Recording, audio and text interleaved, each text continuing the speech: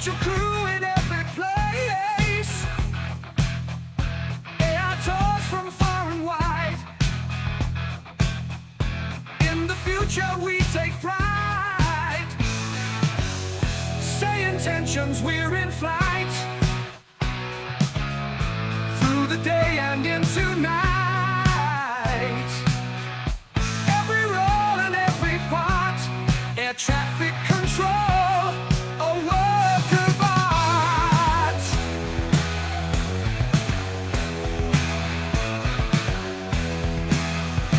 No more chaos, we just glide. With AI as our trusted guide. Simulating sky so blue. Future's here, it sees us through. Flight director on our screen. Every vector crisply seen. Cabin crew and co-pilot. Bringing calm, never silent. SayIntentions, we're in flight. Through the day and into night. Every role and every part. Air traffic control, a work of art.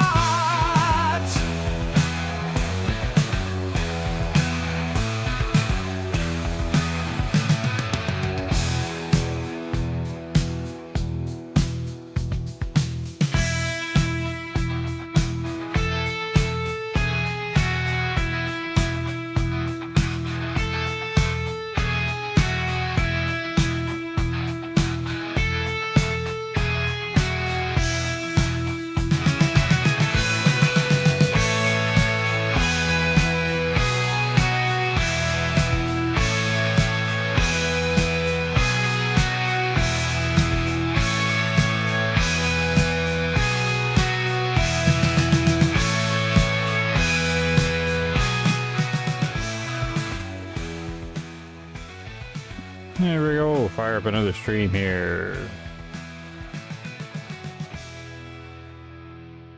Another little AI song. All about SayIntentions. I thought that was kind of a fun little one. Hi, Panamera. Like I said, you're quick. You're quick to jump on the stream here. So this one's a little different. I don't really do much in the way of flight simming these days. I was gonna hop over here. Get the timer off. Click that over. There's the flight sim. As you may or may not know, anyone on the stream now or checking out the video later, I'm affiliate with SayIntentions AI. It's an awesome program. It's an AI platform for all your flight simming needs, pretty much. The AI takes over for any kind of spot in aviation where a person might be, air traffic control, like the tower, ground, departure, arrival, the center. It's got flight following, so VFR stuff, IFR stuff, all that good stuff. And then there's guys that can be in your plane with you. You got the cabin crew, co-pilot, mentor, tour guides, things like that. The EA runs it all, and the big news came out like a few days ago that they have a standalone product that's come out here. So I'm gonna do kind of like there's a check it out kind of thing, because they kind of have two tiers going on now. The biggest hurdle with SayIntentions, like the full version thing, is a subscription, and that's it was sort of viewed as like for hardcore simmers, because you know it's you got to sim a lot to make use of like a subscription service. So they came out with a standalone where it's like a one-time purchase and you get to talk to the AI as much as you want, but there's some restrictions and things like that, so we'll go over it all. He actually started to download Microsoft Flight Sim a few minutes ago. Well, it's a flight sim, right? For it's good for casuals and for hardcore sims. So what I'm gonna do, I don't think I actually have SayIntentions loaded up. Give me a second. I can't really show SayIntentions on like the actual app, like on the screen, because OBS doesn't like to pick it up. But it's a very basic kind of UI kind of thing with some settings and things like that. Just gonna load it up here on the other screen, and then we're just gonna do kind of like a live test of it for anyone that might be interested in it. Yeah, if I was a serious flight simmer, and I've done some pretty serious stuff, like teaching myself how to, you know, going through the private pilot's license and things like that, like through the flight sim, I would be using SayIntentions all the time. But since there's a standalone product, I also want to check it out and see what's going on there. So as I said before, it's got an affiliation with them. There's a link in the description that gets you a free trial, so you don't have to worry about purchasing anything or anything like that. You can do the little link in the description and then check out the game. And then decide if you want to do the subscription method or if you want to do like the one-time purchase thing. But yeah, we're going to be looking at the Entourage one-time purchase. So I'm just waiting for it to load up. There it is. So it basically wants me to be in the sim. So we're going to set up something basic. I'm going to look at this for about an hour probably. Seems like a cool program. Has the real, yeah, oh yeah. This is kind of where not only flight sim should go, but like truck simulators, any kind of simulator should kind of go in this round, kind of incorporate AI into their stuff if they can. Like this is kind of like where it's going. So of course I'm Canadian, so we're gonna let's take a look here. It's kind of nighttime. I'm gonna have to spin the time around. We're gonna go on Toronto. We're gonna pop in here. We'll just go right in. That means it's not going to be like about a serious flight or anything like that. I just want to talk to all the different AI, see how it's working. We'll take a little go at it here. We'll make a basic setup. We're just going to do middle of the day. Let's just keep it simple. We'll do live weather. We'll just do a few clouds. This is all good. We'll keep this Cessna. I think that's all we really need to do. And you got to load in, and then SayIntentions comes alive, the little program, knows where you are, and then you can, you know, utilize whatever AI Entourage will allow you to talk to. It's going to load in here. So basically, there's kind of two parts to this, right? There's the air traffic control part, like over the radio. And then there's the intercom, which is communication within the aircraft. So Entourage lets you listen to the radio, like the stuff on the radio, so you get the immersive stuff. But it doesn't let you communicate to anything like with the air traffic control. So what Entourage is about talking to the AI that's within your aircraft. So anything over the intercom. But you still get to listen to all the cool little ATC stuff. But that's what the standalone gets you, from my understanding. You can talk to the intercom people all that you want. So the mentor, the co-pilot, tour guides, things like that. We're going to wait till 24 for 3 Charlie Delta. Alright, so my limiter is off, so that might just have blown somebody's speakers. I'm going to turn it back on, because I forgot. That might have been a little loud. Okay, Captain, all doors in park. Comanche Tree Charlie Delta winds 189er at 7. Passengers, Runway 24 cleared for takeoff. Position. Captain and the cabin crew are now safe. Clear for takeoff, 3 Charlie Delta. We wish you a nice stay here. in your Comanche Tree destination. Charlie Delta, Safe contact going departure. Okay. 24 Juliet, contact departure. So we got lots going on Departure, 24 Juliet. right at the start. Bravo Romeo Uniform winds Tree 19er at 11. Runway 06 cleared for takeoff.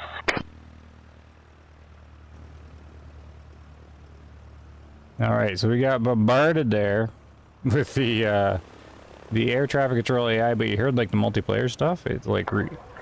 Takeoff, runway 6, Bravo Romeo Uniform. And we're flying around on the Bravo runway. Romeo Uniform winds Tree 19er at 11. Runway 6 cleared for takeoff.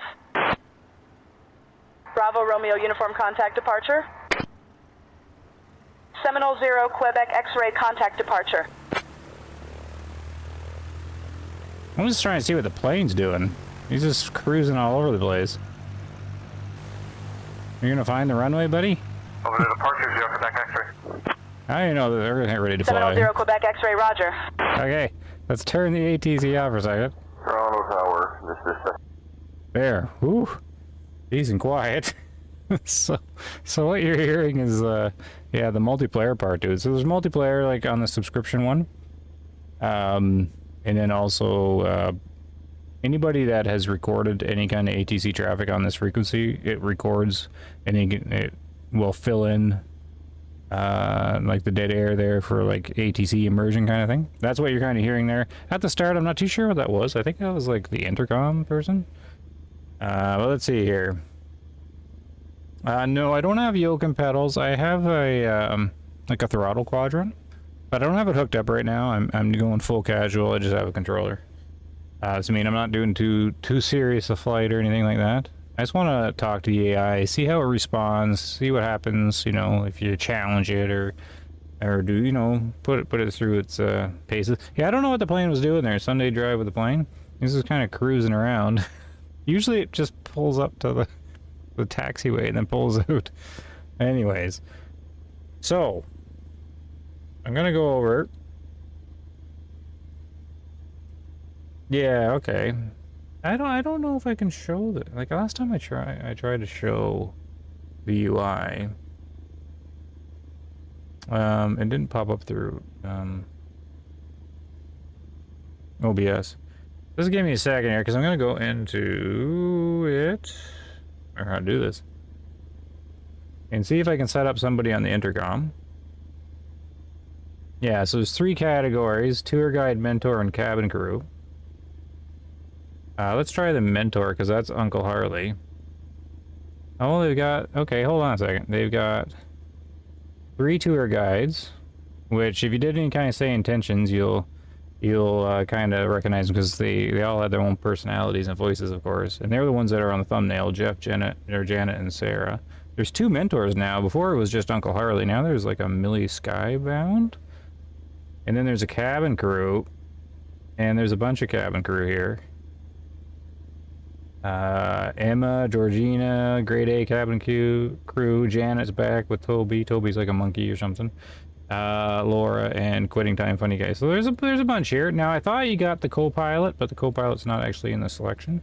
So I would use probably a mentor.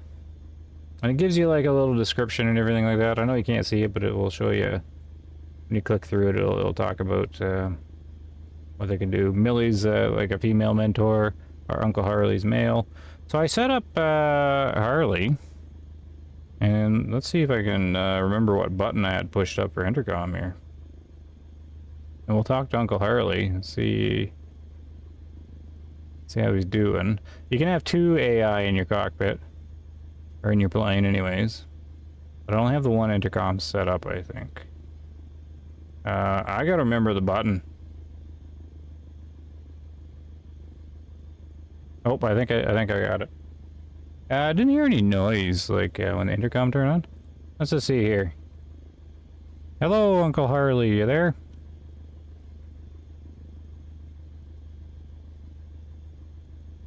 Hey, Bumble, I'm right here, ready to help you out. What do you want to know about flying today? Cool. So that response time was okay. That's not... As far as I know, that's not Uncle Harley's premium voice. It does that thing where, I don't know, you get like credits or something like that, or for premium voices or something. So I'm not 100% sure on how they're exactly doing it. But anyways, so that was kind of a quick response. So that was cool.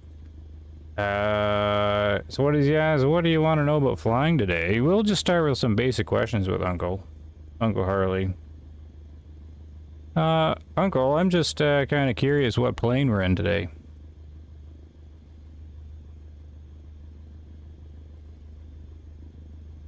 We're flying a Cessna today, Bumble. It's a great little aircraft, perfect for some fun flying. Did you know it has a fuel capacity of 26 gallons? Just enough for a nice little trip. Oh yeah, so yeah, that does sound good. Now the thing is, my premium credits are chugging away here. So I think it's using the premium mode. I want to hear like the basic, like what you would get without buying credits. Because it gives you that option, right? I don't know how to disable it.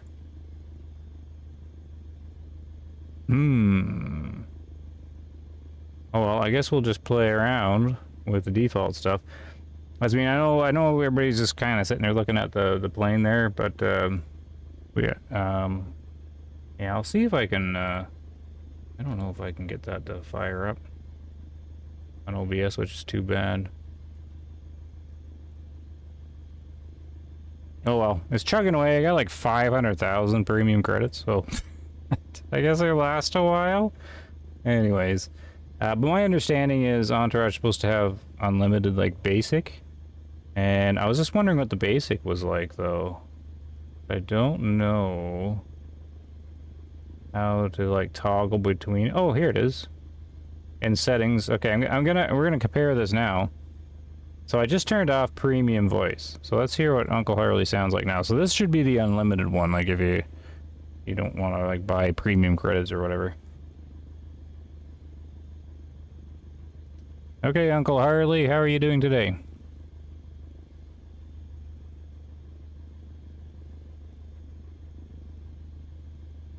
I'm doing great, Bumble. Just enjoying the view from the right seat. Speaking of views, did you know that the Cessna has a maximum altitude of around 14,000 feet? Perfect for some stunning sights. Okay, so you can definitely see, like, the quality difference there, where it's, like, definitely more of an AI thing. I don't know, like, if it processes his answers different. It'd be something to really play around with.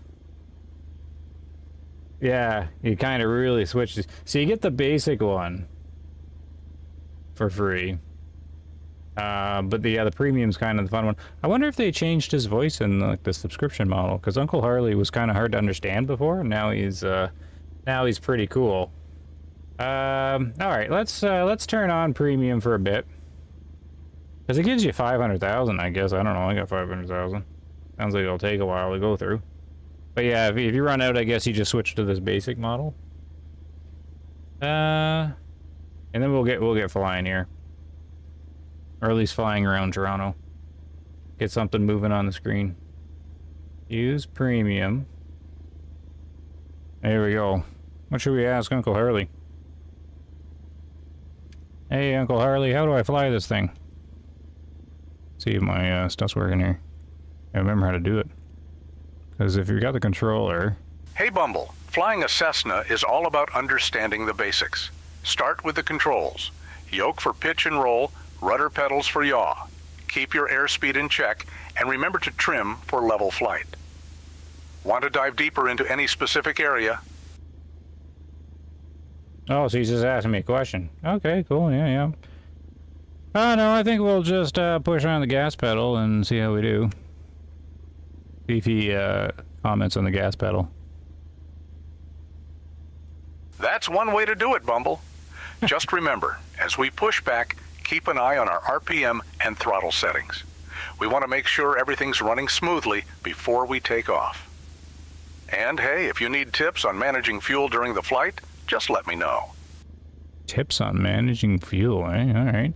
So yeah, they must have updated his voice, because he was hard to understand before. Now he's pretty good to understand. He's not as grumpy sounding as he was before. Anyways, the plane's all set. We'll take park and brake off. I gotta remember how to do this with the controller, because you get this little doohickey, and then yeah, we'll just see what happens. Altimeter set, pretty much gets you going. So yeah, no ATC, right? Because I got the radio off for now, because you can't talk to the ATC with Entourage. It'll just give you like a message about subscribing or something like that. Do I have a throttle button on my controller, or do I gotta do this manually? This is gonna be interesting if I don't have a throttle. Okay. I'm sure there's one map somewhere. Does my...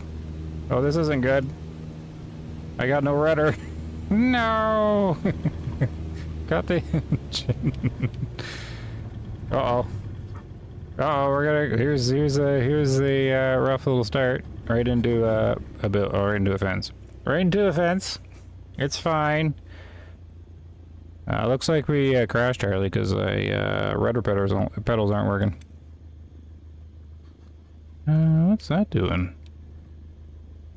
See what he says. Hey, Bumble. If the rudder pedals aren't responding, it could be a serious issue. make sure to check the control surfaces and the rudder trim settings. If you're in a pinch, remember that differential thrust can help with directional control. Let's keep things safe and get this bird checked out before we push further. Yeah, it's going to need a little checking out now, since we're into a fence. What happened is I think I had it set up for my throttle quadrant, but of course it's detached. So I have some profiles saved. Let's go back to default, I guess. Or probably this one? Can't remember what in the world I had this set up. Flight control surfaces? Is there like a rudder? Yeah, okay, I got a rudder now. That'll help. Now what we can do is, I think you can do the slew. There we go. Okay, we're back. We're back on the runway here, Uncle. We're ready to go. You don't think get license like fine? Okay, now do I got throttle? There we go. We got it. We're good. All right, Bumble. Before we take off, let's double check our takeoff configuration. Make sure the flaps are set to 33% and the throttle is at full power. Once you're ready, you can call for takeoff clearance. Just say, Cessna, Charlie Whiskey 12 Tango, ready for departure on runway 26. Let's get this bird in the air. All right. That's some good advice, Uncle. But we're not on runway 26. And they say 26, not 26. But anyways, you know. You're right, Bumble. We're currently taxiing, not on the runway yet. Just keep an eye on your taxiway and follow the ground markings. Once we get clearance, we'll be ready to roll. Remember, always confirm the runway assignment before takeoff. I think he's a little delayed there. We won't bug him too much. He's nice and helpful. You can ask him all sorts of stuff. What can we ask him here? Hey, Uncle, what's a good climb rate for the Cessna 152?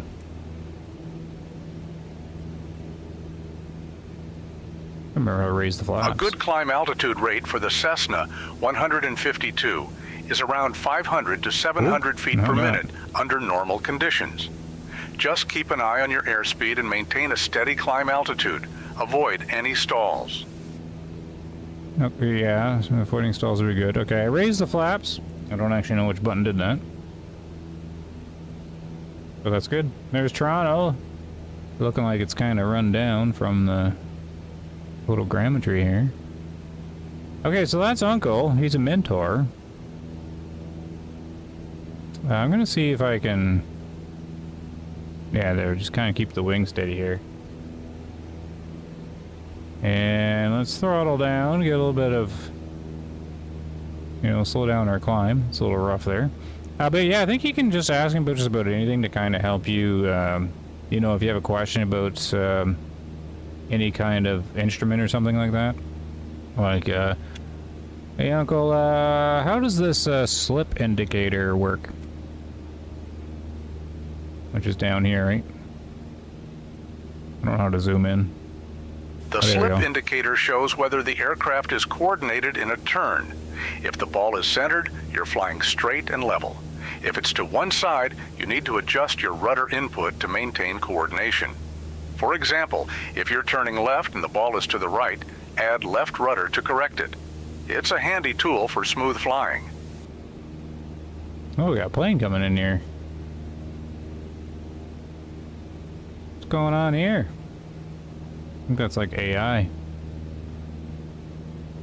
AI everywhere. Alright, let's swing this around. And I want to know, so when I was playing with the subscription version, it had trouble seeing where we were, like in relation to the runway. It got it sometimes, and then not all the time. So I'm just kind of wondering, because you can ask him for directions and everything, right? You can go, Which direction to, which heading to Toronto City Island Airport? Pretty useful if you learn to play. Yeah, I think it's super To useful. head to Toronto City Island Airport, you'll want to set a heading of about 300 degrees. It's a short hop from here. 300 degrees, okay. So he should be doing like a heading a 300 or something like that, but he's using full numbers. And he's not quite 300 because I need to go 270.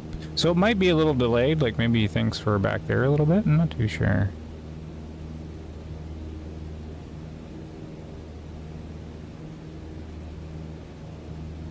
So, yeah, I could do like a few things like go into a traffic pattern. Man, oh man. I guess my RPM's too high. I keep climbing, trim's not right. We gotta bring the RPM down. I'm gonna keep going up. So we'll just kind of bring it right down so we can get out of the cloud. So yeah, I wanna do some tests with, you know, positional stuff, things like that. I also want to see like how conversational they are. Like I asked him what his favorite movie was in the past, and he was saying Top Gun or something. I want to see if it still is. What's your favorite movie, Uncle?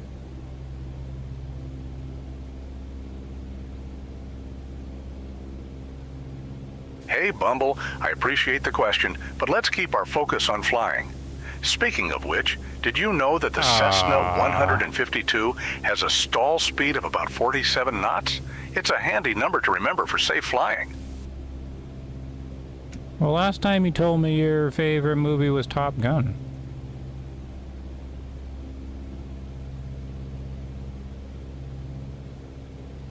Bumble, I do love Top Gun. But let's focus on flying for now. Did you know that the Cessna 152 has a stall speed of about 47 knots? It's a handy number to remember for safe flying. Well, this is interesting. I'm getting photogrammetry planes.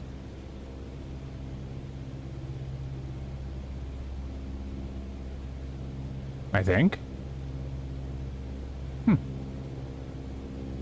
Alright, we're climbing a little bit. Let's just level off here. So that's different. I wonder if that's, like, if he's more open to conversation in the full subscription one or not. Because he used to talk. Like, I could ask him, like, to finish this line. Like, I would give him a line from Top Gun, and he was actually able to answer the line, like, complete the sentence. So I try and do that. I'm just curious, like, how much they've changed, or if it's just Entourage versus the other ones. I don't really know. But I used to do, here, Uncle, from the movie Top Gun, finish the line, or finish the sentence. I feel the need for... Let's see. Let's see if the AI can do it.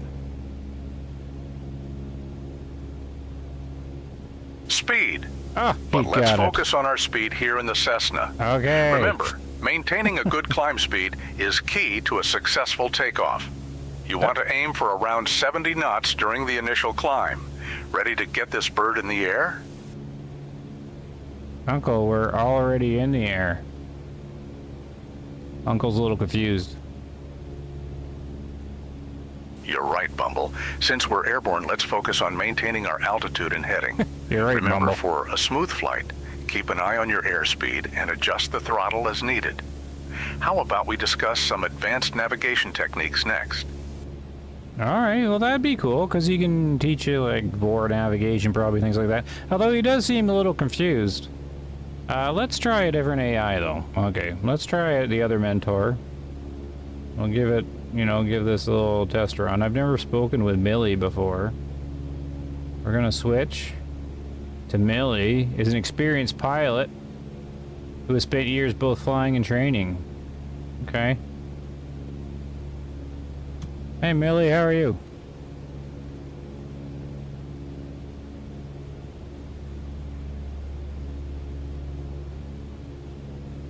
I'm doing great, thanks for asking. Let's focus on getting this flight underway. How about we review the pushback procedures? Okay, so there's one thing, you know, that's kind of popping out here. We're already flying, and it doesn't seem to know. So that's kind of a, you know, kind of a thing. Okay, we're gonna turn back. Millie, we're already in the air. Do you know where we are?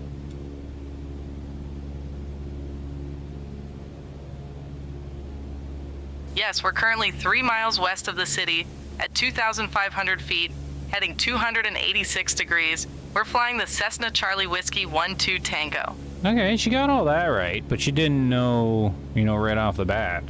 So maybe she just needed to get up to speed or something in the AI. So, like, it's got her location. It's got her altitude. She's a little off on the altitude because my altimeter is set correctly. 286? Yeah, she's, you know, it's not... Pretty much got it. Sounds like he's had a few drinks before this. Yep. Yeah, so that's kind of cool. What was I gonna ask her? Phonetic alphabet down? Oh, yeah. That's good, though. That's good, yeah, because when you're practicing the ATC, that's, yeah, you can see my little tail number there. Charlie Whiskey 12 Tango. So you're always, Sesky, Charlie Whiskey 12 Tango and all that. So that's the one I use all the time. And, yeah, it looks like we're actually coming up to Pearson. So right now you'd be getting yelled at, by ATC, breaking the Bravo here. Which apparently there's some sort of, like in the normal subscription one, they've got some reinforcement coming on or something. Like to make sure you do things correct, but not too sure. Not too sure. What should we ask her? Hey Millie, how long have you been flying?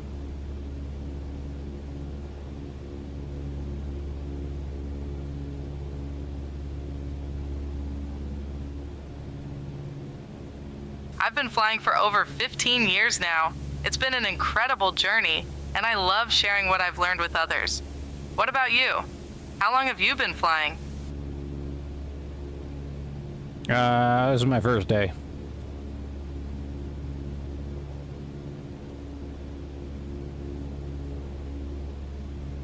What did I think about that one? That's great to hear. Starting your journey in aviation is always exciting. Remember, every expert was once a beginner. What was your first flight experience like? Well, this is my first flight experience. Well, it's not really, but I seem to be flying over Pearson Airport. We probably would be getting in trouble for doing this, don't you think? See what she does here.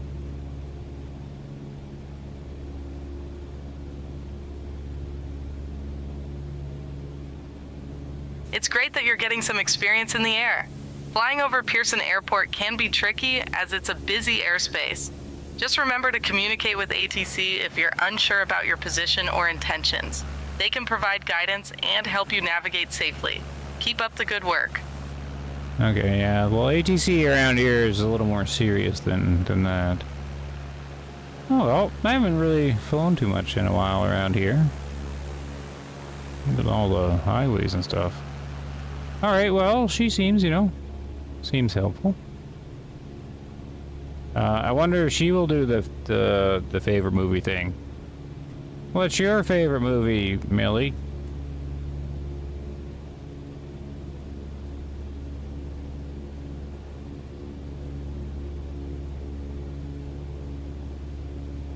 She's As much gonna as do I the same love a thing. good movie, let's keep our focus on flying. Speaking of which, did you know that managing your fuel efficiently is crucial? With only 11 gallons left, we should keep an eye on our destination and plan accordingly. What are your thoughts on fuel management? Oh my goodness, you want to talk about fuel management? I'm trying to get a movie. Oh well. I wonder if you can like make them like bug them about it. Millie, no. Not about the plane. Want to know about your favorite movie. Do you think the AI will adjust?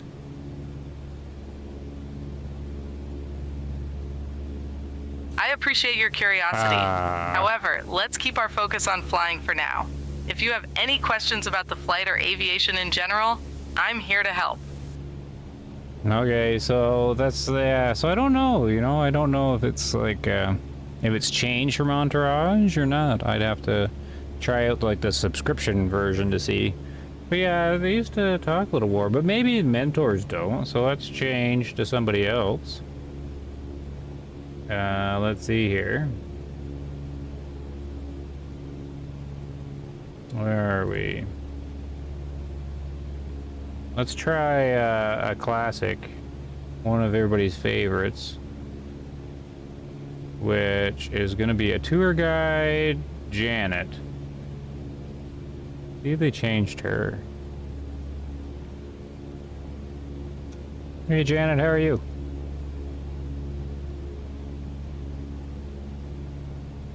At our 11 o'clock, about 3 kilometers away, you can spot the Centerville Amusement Park on Toronto Island. Now this place is like a giant playground for adults and children alike, but did you know it was opened way back in 1967? That's right, it was part of the celebrations for Canada's centennial. So, it's been around longer than some of us have been alive, which is a bit depressing when you think about it. Now, speaking of depressing, let me tell you about my friend Toby. One time, he thought it would be a brilliant idea to propose to his girlfriend on the Ferris wheel there. Sounds romantic, right? Well, it would have been if he hadn't dropped the ring. It fell right into the cotton candy machine. So, there he was, frantically trying to fish it out while the operator was just staring at him like he was a complete lunatic. He ended up with sticky hands and no engagement ring, but at least he got a free bag of cotton candy out of it. So, if you see the park, just remember, it's not just a fun place, it's also a reminder of how not to propose to someone. Okay, so that's Janet. I'm doing just splendidly, thank you for asking. Just enjoying the view from up here, like a bird that forgot how to fly properly. Okay.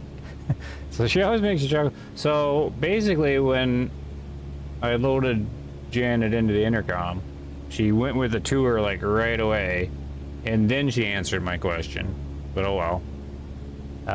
Yeah, she always answers funny stuff. I think most people that play this were alive during the centennial. Let's see now. Well, you know, like, I mean, she'll tell you about anything, which is like she's one of the funny ones. Oh, here's the CN Tower. Hey Janet, can you tell me about the CN Tower? Hey SOC.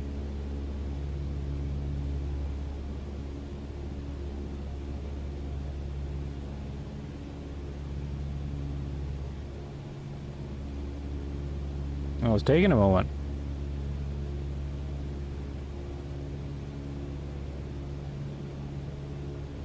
Uh-oh, maybe it's my internet connection or something. Oh, the CN Tower. It's that tall, pointy thing in Toronto, standing at a whopping 553 meters. It was once the tallest freestanding structure in the world until someone decided to build a bigger one, probably just to annoy it. And speaking of heights, my friend Toby once thought it would be a great idea to propose to his girlfriend at the observation deck. He got so nervous that he accidentally dropped the ring over the edge. Luckily, it landed on a passing seagull, which then flew off with it. So, if you see a seagull with a shiny ring, that's probably Toby's fault. Okay, so she's stuck on Toby getting or proposing. She had to Google it. Yeah, well, the tour might take a moment longer, right, for them to maybe get the info. But Janet, she's pretty much the same. Now, I didn't have her saying the same kind of story about Toby over and over again. Like, I didn't hear like a proposal one before. So that's Janet. Maybe she will tell us a favorite movie. I'm doing the movie one because I'm really curious how casual the AI can be. Like how flexible it can be. So Janet, you and Toby there, what movie do you guys like to watch?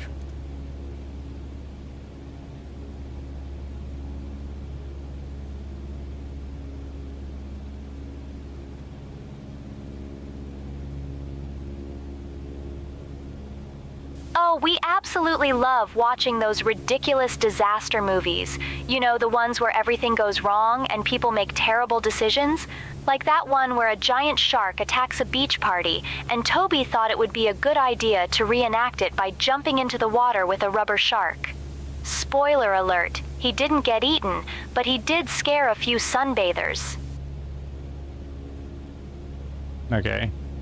Well, I guess she did answer the question. What movie specifically is your favorite?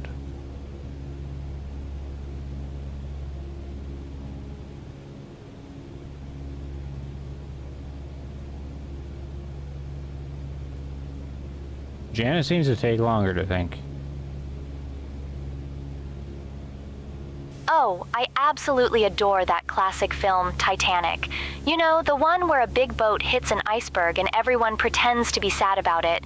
But really, it just makes me think of Toby trying to reenact the scene on a paddle boat. He thought it would be romantic, until he realized he couldn't actually swim. Well, she actually answered the question, though. So there we go. The mentors, I guess that kind of makes sense, because they're like all serious, teach you how to fly. But these guys are a little more flexible. Toby doesn't seem to break. Well, Toby's supposed to be a monkey. But maybe they made him not a monkey anymore. I'm not too sure. Okay, so that's Janet. She's one of my favorites. She's one of, like, everybody's favorites. Because she can be pretty comical. Let's see who else we got here. Jeff was always pretty good to talk to. Let's see if he does a tour right off the hop like Janet did.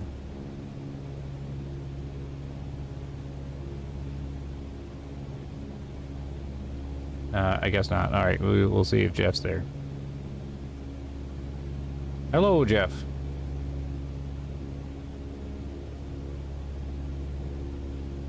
Hello. Oh, that's it? How are you today?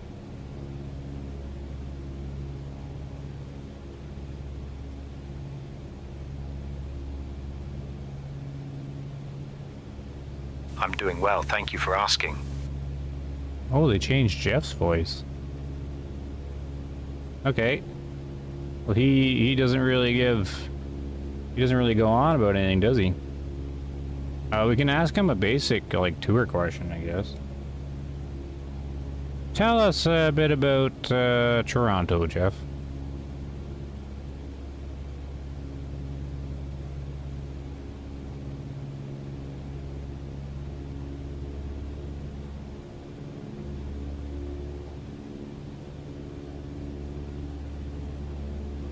Toronto, the capital of Ontario, is Canada's largest city and is known for its diverse population and vibrant art scene. Founded in the 18th century, it has grown into a major financial and cultural hub.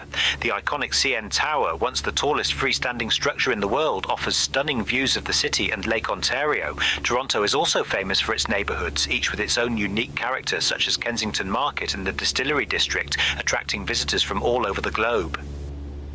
Okay, so this is a really strong part of SayIntentions here, the tour guide stuff.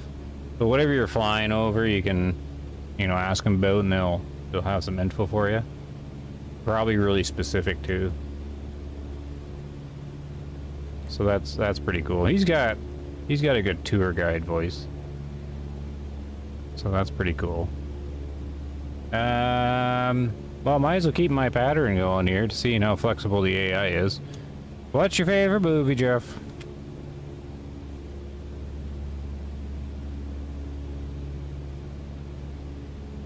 As a tour guide, I don't really have a favourite movie, but I can tell you about some great aviation films if you're interested. Sure.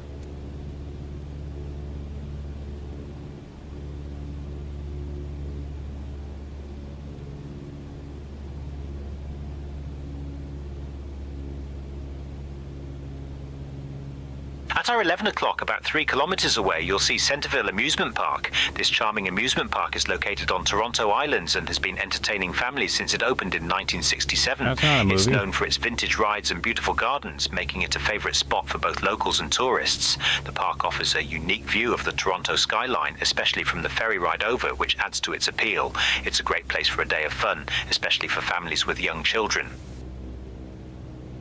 Okay, I guess you forgot about the movie part. Yeah, but he's got a good AI voice for this kind of thing. I thought you were gonna tell us about aviation films.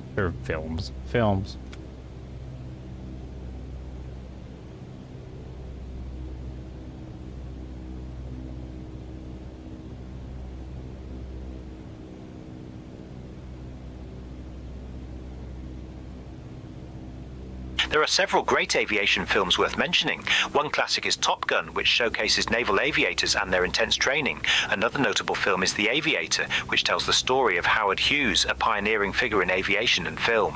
For a more recent flick, Sully dramatizes the emergency landing of US Airways Flight 1549 on the Hudson River, highlighting the incredible skills of Captain Chesley Sully Sullenberger. These films not only entertain, but also celebrate the bravery and innovation in aviation. Oh yeah, I watched the Sully movie. Can you tell us a bit about that story? See, now I'm just curious how far they go.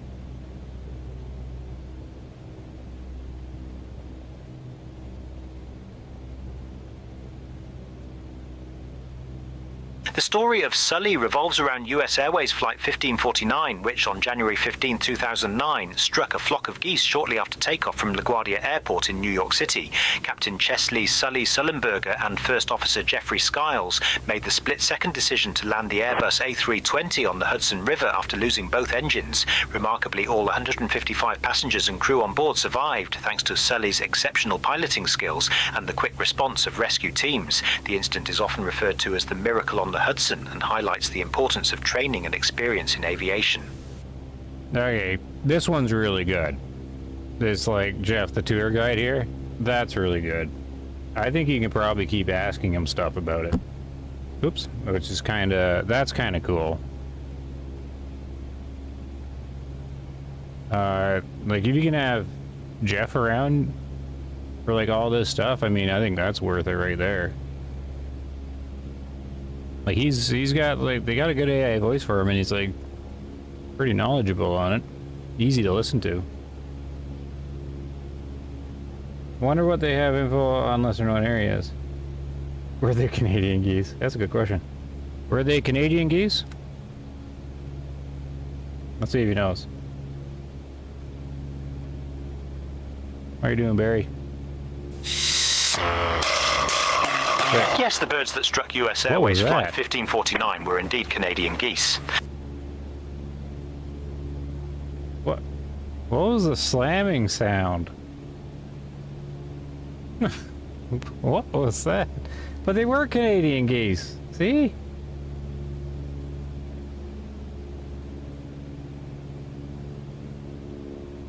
I like the question about that Panamera had. A lesser known area. We'd have to sort of Google Maps it.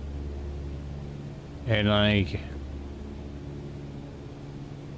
it's pretty much talking to Chat GPT. So it's going to have info on everything.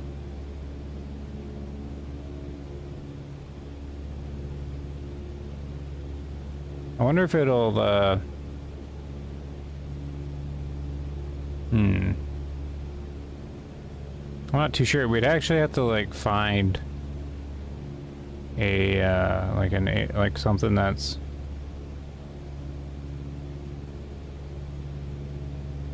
like super unknown. Hey, Panamera, why don't you pick something? You can fly out of my local airport, and I could tell you if it's right. Okay. That sounds fun. Alright, let's try and land. We'll do a landing and talk a few things. And then we'll go to your local airport. That sounds alright. And then you can, yeah, you can tell, we can test it out. That sounds fun.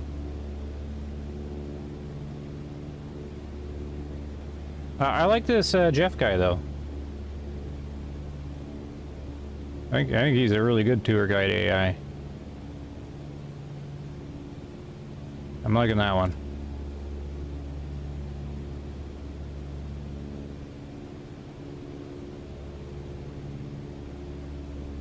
Okay, yep, that sounds good. We can do that.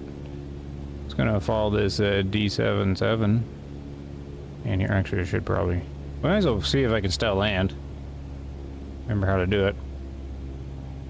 I wonder if the tour guide can help you with the airplane.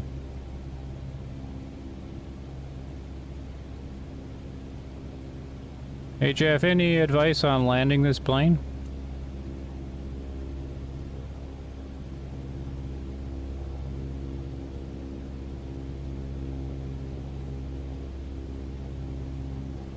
I'm here to provide information about landmarks and interesting sites, but for landing advice, it's best to consult with your co-pilot or refer to your training manuals. Yeah, but I don't have a manual or a co-pilot. You're the only thing I've got. I need advice on landing.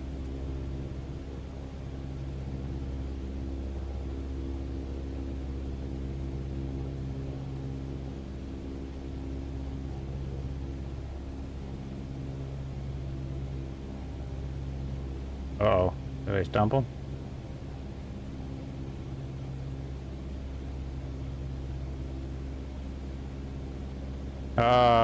Did I break the AI?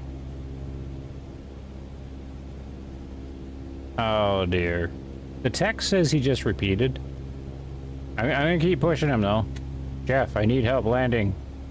Help me land the plane.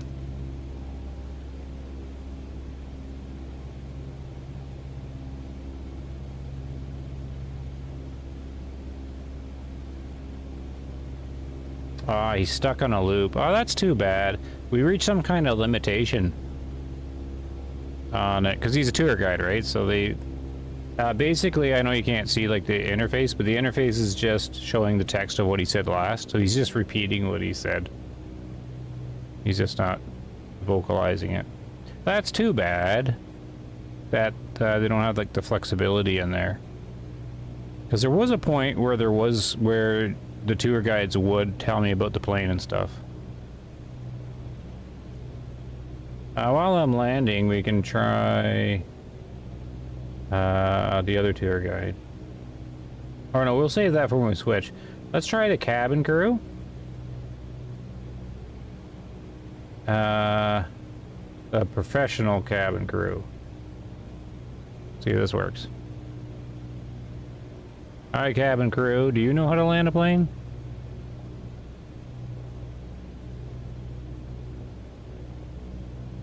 Okay, Captain, I acknowledge your question. However, I must inform you that as a flight attendant, my role is focused on cabin service and safety management, not piloting the aircraft. They got some pretty good voices on here. Alright, well, I'm gonna try to land this plane. You might want to give the passengers a heads up. It might be bumpy.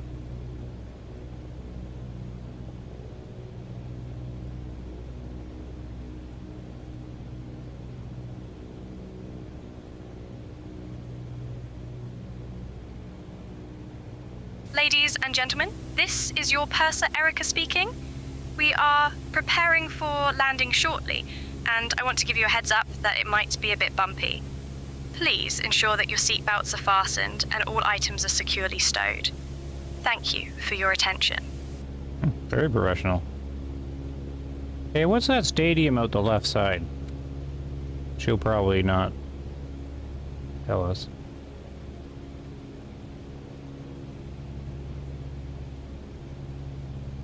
I'm not sure about the stadium, Captain. I can check with the crew for any details if needed. Okay, check for details.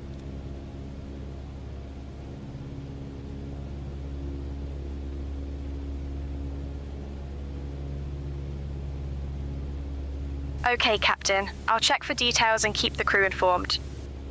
Okay, she seems confused now. Okay, so much for that. Alright, so there's that. Let's land the plane. We'll do a hard bang over here. There's the runway.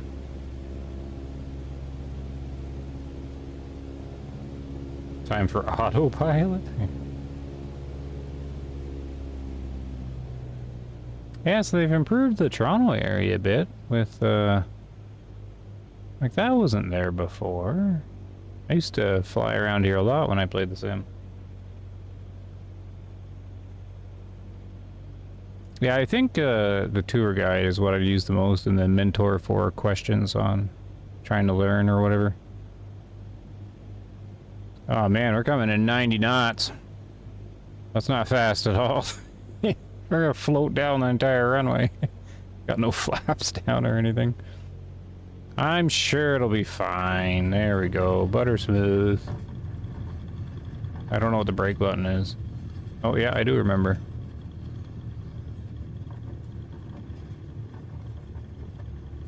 How was that landing?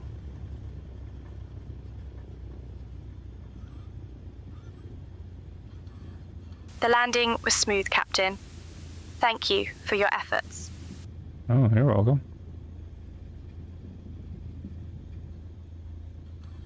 Butter landing, greased. Okay, yeah, so we will go to the Panamera's airport here. And then we can test it out. So far, you know, the mentors were kind of confused, but the tour guides are good. Like they're pretty good there. I want to see if the mentor can help with like a traffic pattern or something like that, so we'll have to try that. Okay, what's your home airport?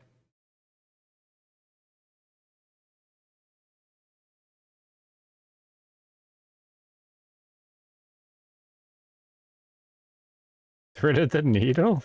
What was I threading the needle through? Cranbrook Airport is very southeast of British Columbia, close to Alberta and the border. Well, here's like a player coming in for landing. Okay. Cranbrook.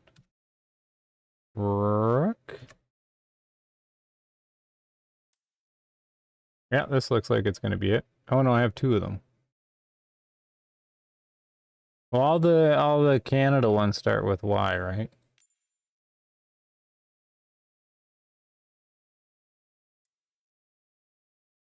Where am I in the world? Oh no, that can't be right. We're in Australia. What was the first one? Don't all the Canadian airports start with a Y? No, they start with a C. Why am I thinking it starts with a Y?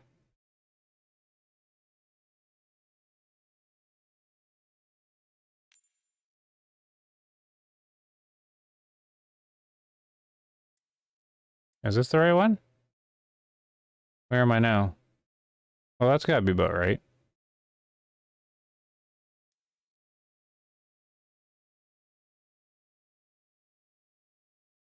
Wait, what's Pearson again?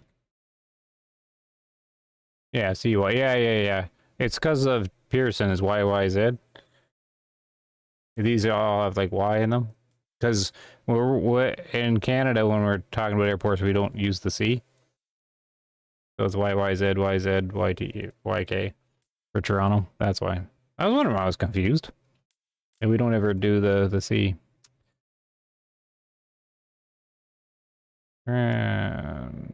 Brook.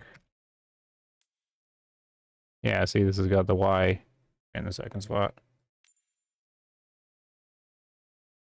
Okay, so this is the right spot. This looks like a nice airport. Oh, look, it's got a... Oh, it has a little wrench, meaning that they did some handcrafting stuff to this.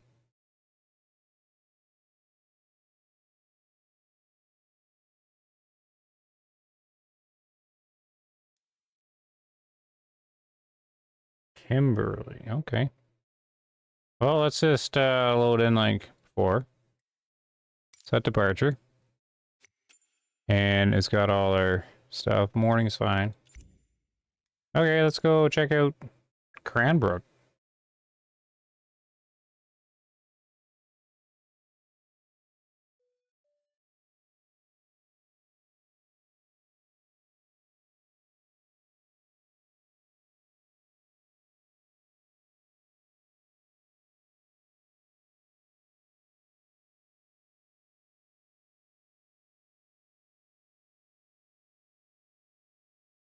Loading in.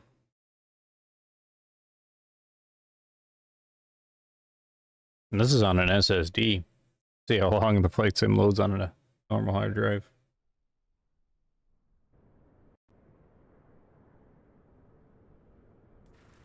Okay, so we're not cruising around like last time.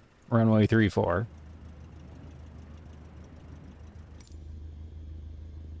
All right, here we are in Cranbrook, heading north.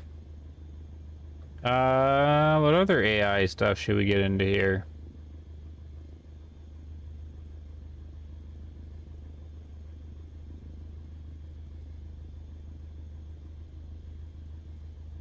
There is Georgina.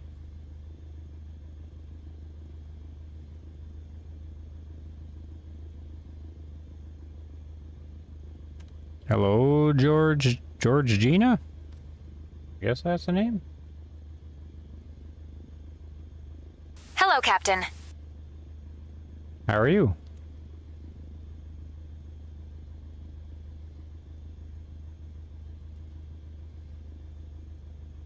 Oh, hey, Captain. I'm doing fabulous. Just enjoying the vibes back here. Haha. How about you? Haha. When does the new sim drop? I don't know. No, 2024? Flight Sim came out in November, I think, like in 2019. So maybe November? They're doing a whole, but like it's really close because there's a bunch of YouTubers out with a bunch of hands-on and playtests and things like that. Where should we fly to?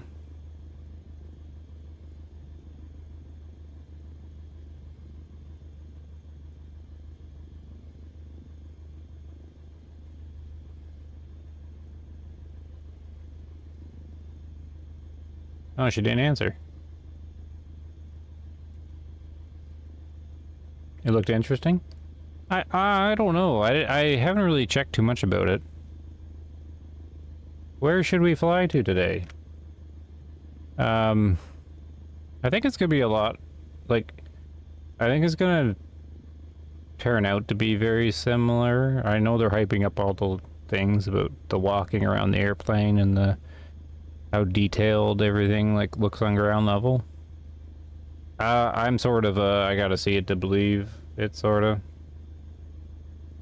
You can go straight. Okay, so she can't really answer. So you figured they should at least respond, because she's not responding at all.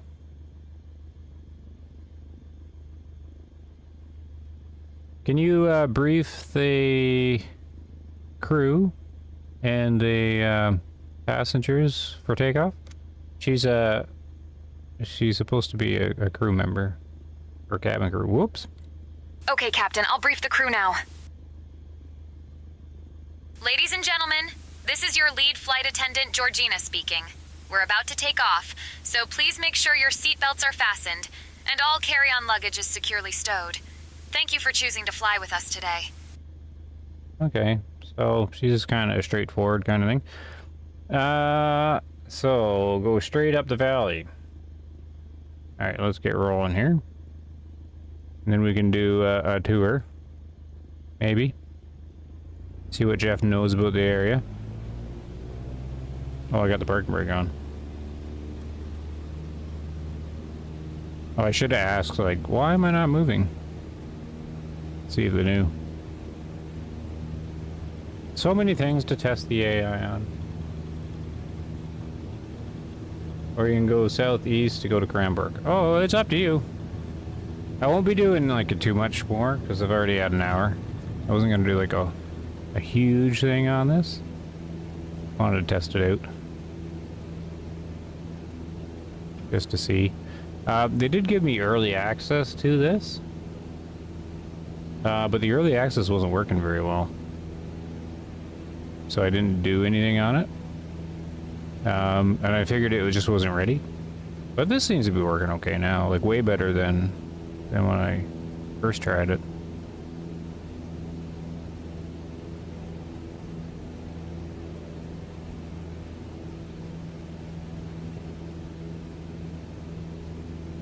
Alright, where should we go, Panamera? We're supposed to find like a lesser known spot.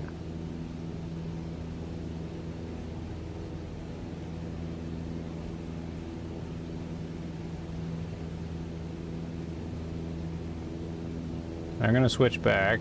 We'll try the other tour guide. There's a bunch of cabin crew, but I don't find the cabin crew too interesting. Let's go to Sarah.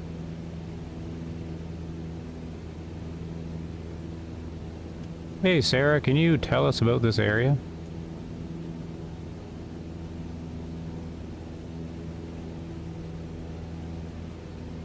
Yeah, well, Canada looks a lot like this. Depending where you are. Like, no roads or anything. We're currently flying over the stunning Canadian Rockies, which were formed over millions of years through geological processes.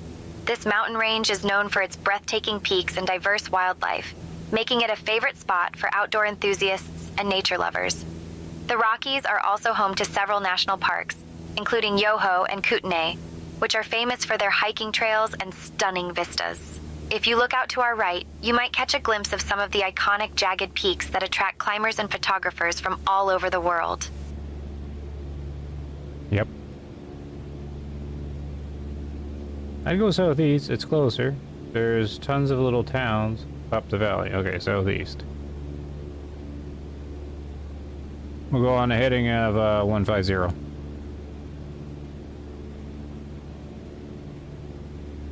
It looks super accurate? Oh, well, it is. It's basically a 1-to-1 of the planet.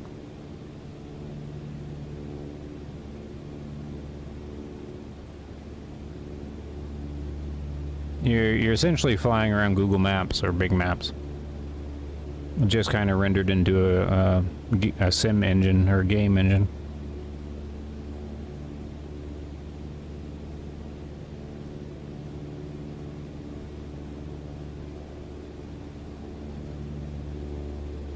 Oh, you seen a mill? Yep, all the buildings are there. Now, they won't look exactly right, because the shape will be correct. And sometimes even the color of the roof, well, the color of the roof will be correct. For the most part, whatever the satellite has. There. There's our little runway. This is a nice area to fly around in.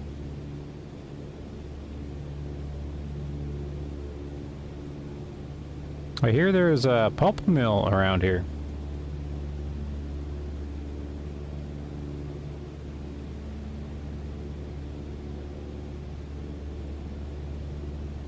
Yes, there is a pulp mill located near Cranbrook, known as the Cranbrook Pulp Mill. It has been a significant part of the local economy since it opened in 1957, providing jobs and contributing to the forestry industry in the region. The mill primarily produces kraft pulp, which is used in various paper products. It's interesting to note that the mill has undergone several upgrades over the years to improve efficiency and reduce environmental impact. So while it may not be the most picturesque sight from the air, it's definitely a vital part of the area's industrial landscape. Okay, pretty standard tour guide stuff. But there, I knew about the pulp mill. When was this pulp mill built?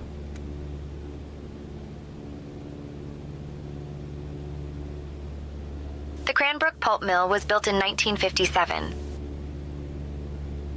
Oh, short and straight to the point.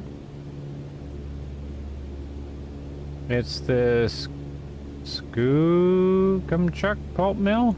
But pretty close. Oh, okay. What did she call it? Oh, she just said there is a pulp mill.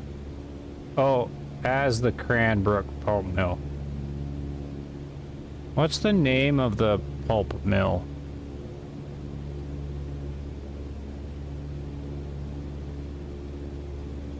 The pulp mill is called the Cranbrook Pulp Mill. I heard that was called something else by someone who lives there.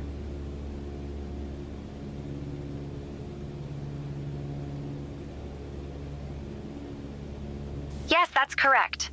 The Cranbrook Pulp Mill was once referred to as the Cranbrook Kraft Mill by locals, highlighting its primary production of kraft pulp. Oh. No, they say it's even a different name than that.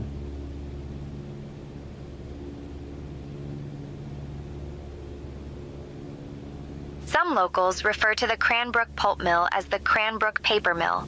due to its connection with paper production and the local industry. They're not gonna bite on it here. I heard it's called Skookumchuck Pulp Mill.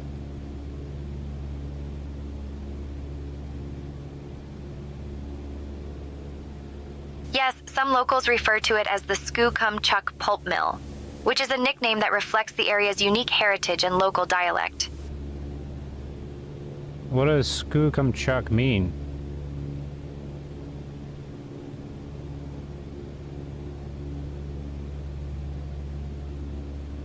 Skookumchuck is a term from the Chinook jargon, meaning strong water or powerful current. It's often used to describe a turbulent area of water such as a rapid or whirlpool, and reflects the indigenous heritage of the region.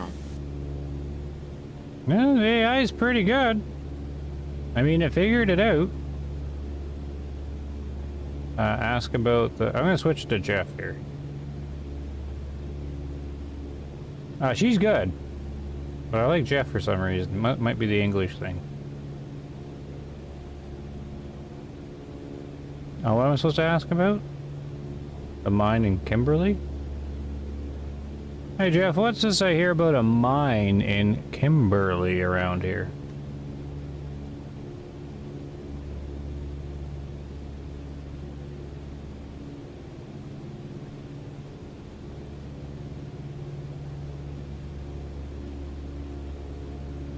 It is pretty good, eh? 'Cause, I mean, it's pretty much Chat GPT, I think, with some personality to it.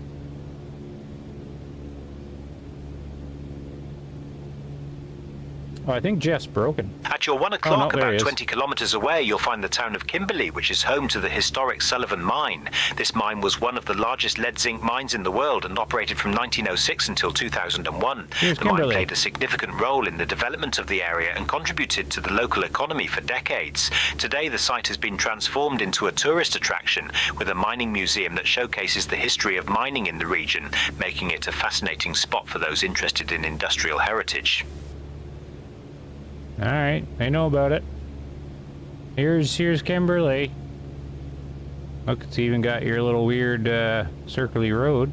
Oh, there's the traffic. You can probably pinpoint, like, what building's what and which one's a McDonald's or whatever. There's, like, residential area. This is like a factory or a big school or something over here.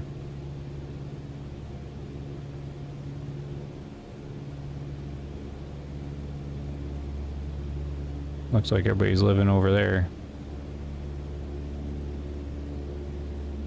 That's Cranbrook Main Street. I thought this was Kimberley.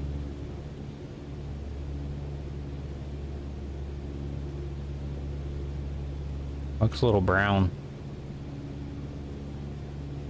Hey, look, that guy's got like a dirt bike track or something.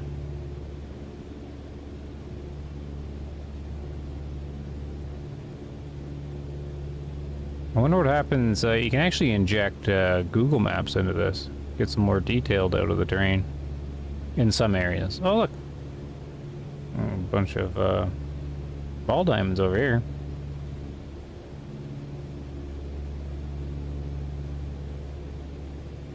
You can tell they water the grass there, but not over here.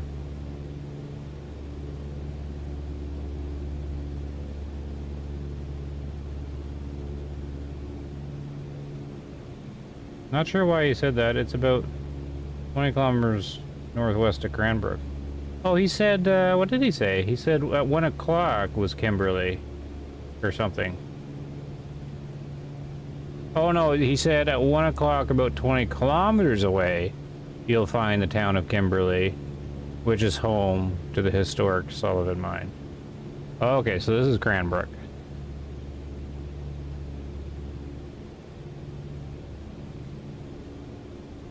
Looks like you got a quarry or something here. Whoop. Oh, and there's Panamera's house. Water park. Yeah, it's kind of cool, eh? So do you have, like, Game Pass or something like that? You're downloading it off of there? I was supposed to go to like my 1 o'clock, right? Wait. So which direction is Kimberly?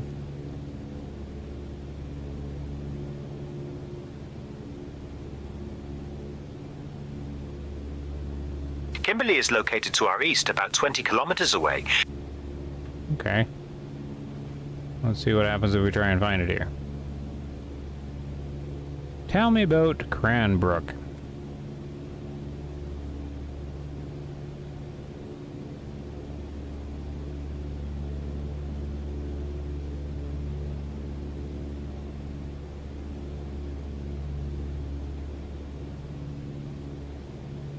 Cranbrook is a city located in southeastern British Columbia, known for its stunning natural surroundings and outdoor recreational opportunities. It was established in the late 19th century and has grown into a hub for tourism and industry.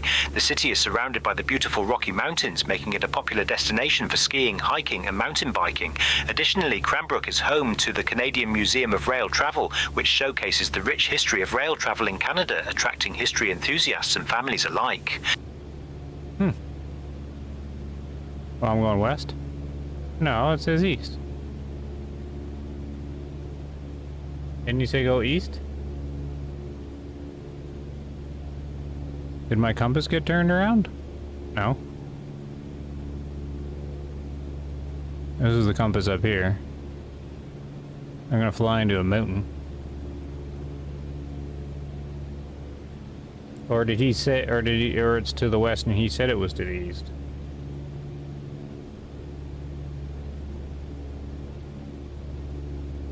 I can check with him again.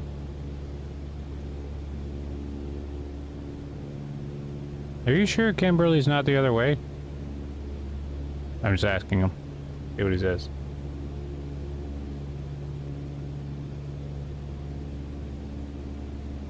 You're right, Kimberley is actually to the west of our current position, not the east. Thanks for catching that. Ah. You see, if Panamera didn't say that, I would have been flying for a while. And then I would have been like, where is this place? And he would have like, oh, it's now 40 kilometers the other way. What the? How could you make a mistake in the direction? I'm confused. And I'll see what he says to his mistake. Oh, look at the cool clouds on the mountains. I appreciate your understanding. It's easy to get turned around when discussing directions, especially with so many landmarks around. Thank you for your patience. Yeah, but you're a computer AI. How did you get confused?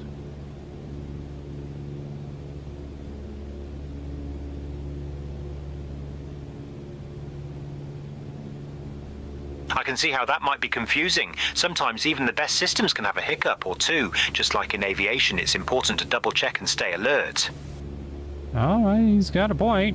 I should have my map out. Relying on the AI too much. Okay, we probably won't fly to Kimberley. It'll take a while to go 20 kilometers. Where's the nearest airport?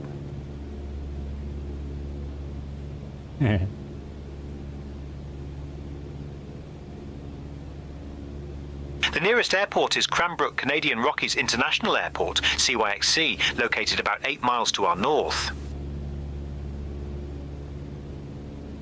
Alright, gonna fly back over Cranbrook here. Let's do a little pass. Here's some residentials.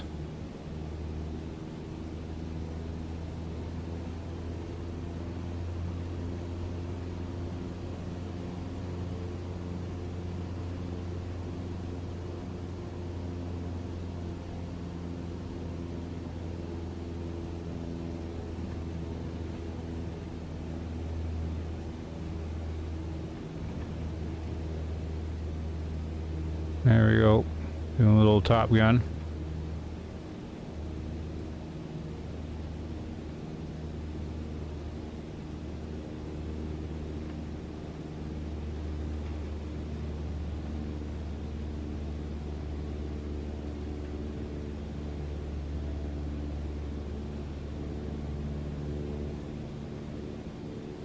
You kind of need taller buildings to fly in between them.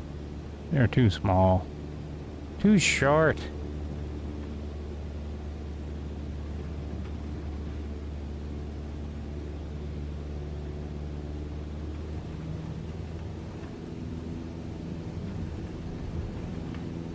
I'm gonna fly down this road.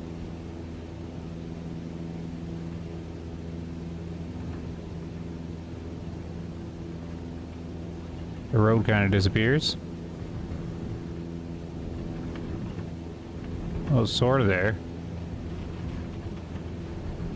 Oh, there's like a house. Oh. Oh, no, a tree! Good thing the damage doesn't work in here. With the trees, I guess. Yeah, I'm still following the road. Oh. Alright, now I don't know where it is.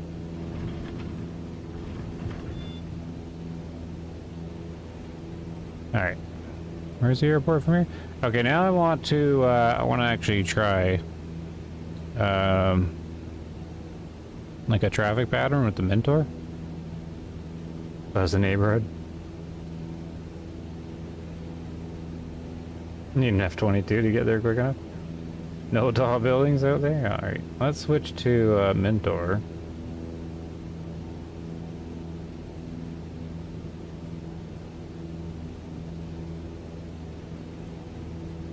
Go back to Uncle Harley.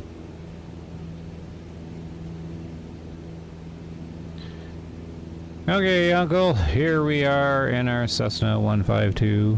I need to get to the nearest airport.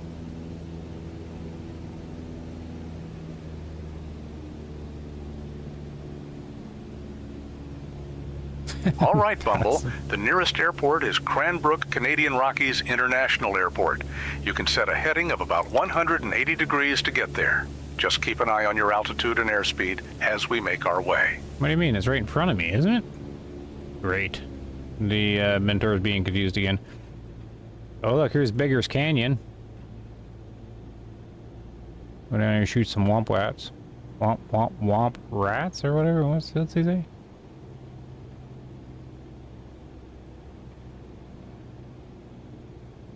Could just land down here.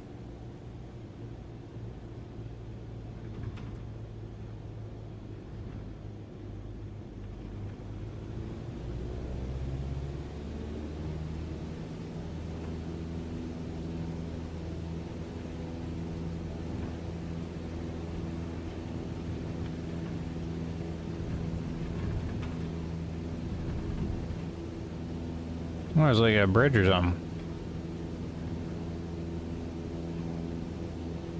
And floating cars? Oh, it's a floating transport truck. Hey, guys. Oop. Man, stunt plane Cessna here.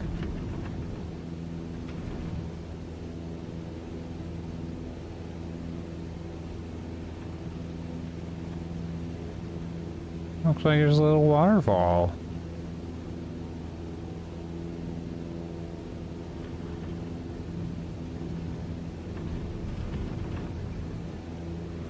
Hear the creaking of the fuselage.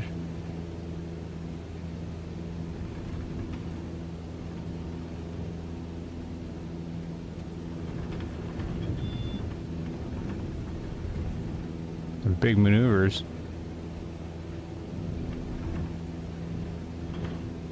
Oh, I think I'm running out of water. Do we get enough speed to climb? No, we don't have enough speed to climb. Oh no! Oh no! Uh-oh. Oh, I've had my flaps down the whole time. Or at least one notch down. I don't know how to raise them with... Oh, there we go. I'm flying with 10 degrees of flaps.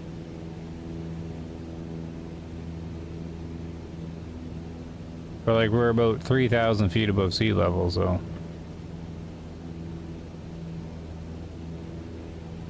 Cranbrook is 30,000 people, Kimberley's 8. The Courtenay River. The Jetsons live there. Okay. Now we need to try and climb.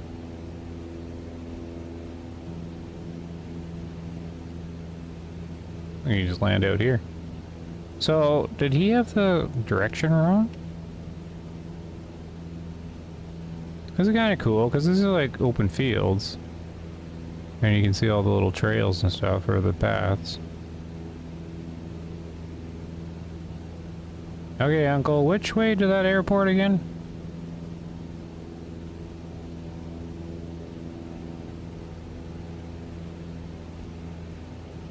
To get to Cranbrook Canadian Rockies International Airport, set a heading of about 180 degrees. You're currently 2 miles southwest at 3,000 feet, so just adjust your course accordingly. Okay, we'll just pull some massive G's while we swing around. Okay, apparently it's to the south. What do you say? Southwest? But he wants me to go south?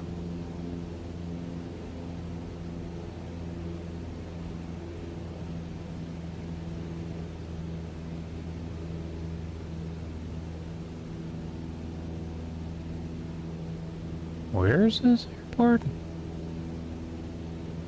2 miles. Could be over here.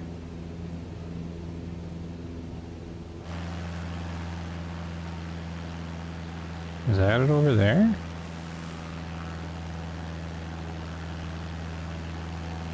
Is Uncle Harley confused?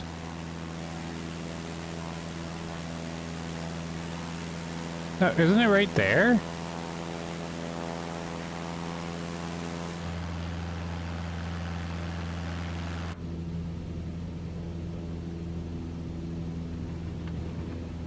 How's the AI getting confused here?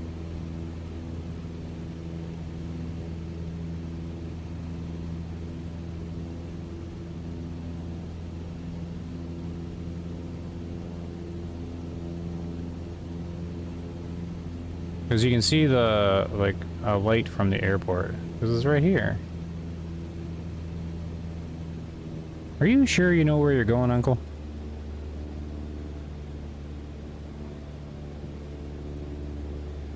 Absolutely, Bumble. We're heading towards Cranbrook Canadian Rockies International Airport. Just keep that heading of 180 degrees and we'll be there in no time. Remember, it's all about the journey, not just the destination. My heading is 060, not 180. It's right here.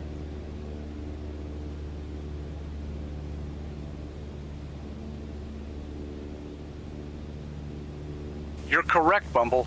Your current heading is 067 degrees. Just keep that course steady as we navigate. I'm not sure the AI is great at helping you navigate. I seem kind of confused. So, I don't have much hope at them understanding the traffic pattern then. Uncle, I need to enter the traffic pattern for runway 34. Could you tell me how to do that?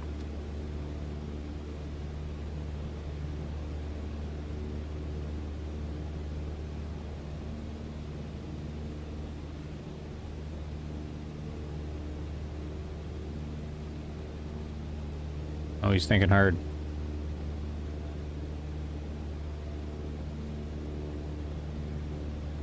To enter the traffic pattern for runway 34, you'll want to approach from the upwind leg.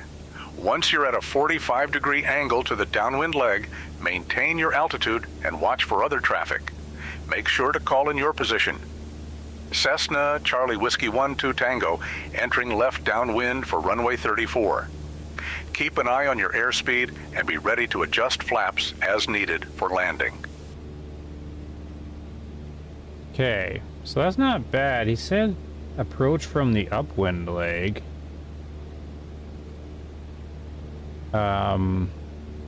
What? The upwind leg is over the runway. Approach from the upwind leg. So he wants me to fly over, like, what we're teardropping in? Approach from the upwind leg. Once you're at a 45-degree angle to the downwind leg. Okay, he doesn't quite make any sense there. But I'm not a pro on traffic patterns, but I don't think you no. You don't fly over the top of the runway and enter there. You would come from the other direction, like over there, and come in. Or you would fly over the middle of the runway and teardrop around and come in. So I'm a little confused on that.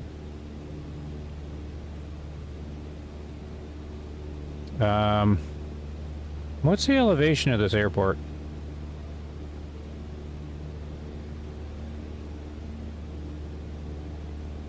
The elevation of Cranbrook Canadian Rockies International Airport is 2,828 feet. Keep that in mind as we prepare for our approach. Okay, so it's just under 3,000, so I need to be just under 4,000. What's the traffic altitude for this airport? Probably going to be 1,000 AGL.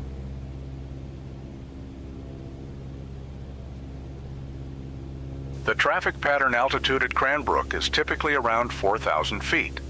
Make sure to maintain that altitude as you enter the pattern for runway 34. Okay, he didn't instruct very well how to enter the pattern. Like, I don't understand approach from the upwind leg. Like, approach from the upwind. Like, upwind's just flying above the runway. The length of the runway. So how do you approach from... Anyways. Oh well.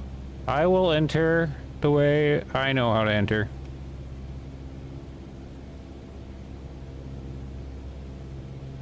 And then I want to see if he knows, like, what part of the traffic pattern we're in. It had trouble with that before. I think it's going to have trouble again, because it seems to be having issue with understanding the directions, or, like, where we are. Which is actually worse than it was. They weren't making those mistakes before when I was doing the subscription one. It didn't make those mistakes with the directions. It was pretty much really accurate with that. So this has gotten actually worse. At least this short experience shows that.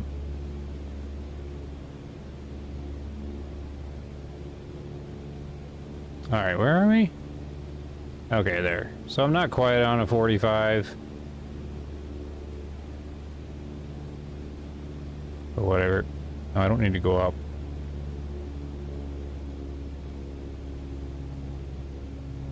Okay, Uncle, I'm about to enter downwind for runway 34.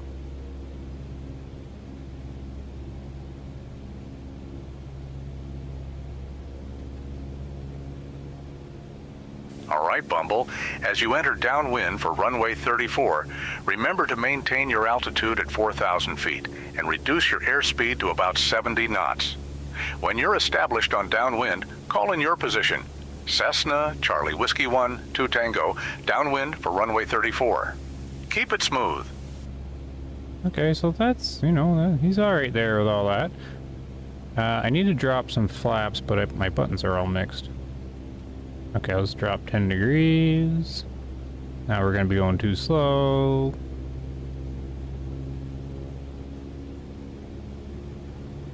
Now this is where I want to be able to test them here. Uncle, can you tell me when to turn to base?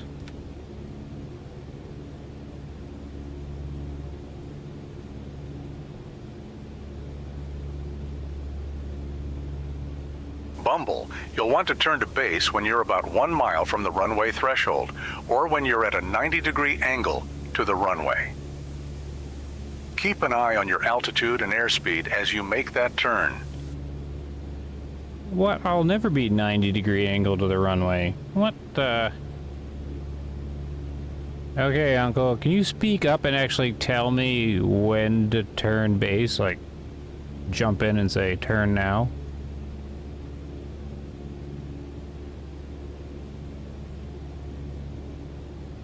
All right, Bumble. I'll keep an eye on the runway for you.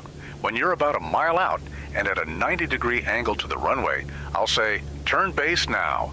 Let's make this a smooth approach. Okay, let's see if he does this, because it couldn't do this before. And I'm confused about the 90 degree. I'm never going to be 90 degree. I'm flying parallel to the runway, so how am I going to be 90 degrees?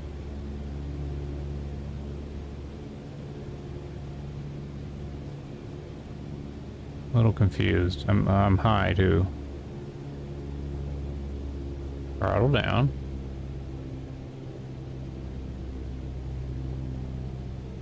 Maybe you have to be super specific with the word. Yeah, but the point of the AI is for it to be flexible and smart. Okay, I'm a mile away. Or I'm too far.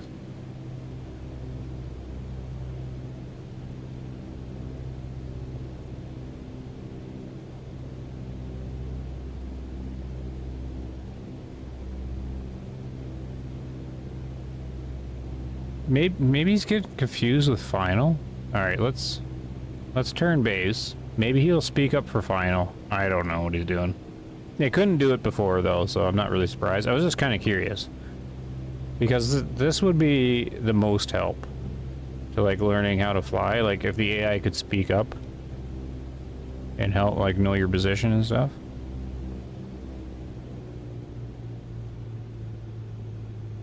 Looks like there's a golf course.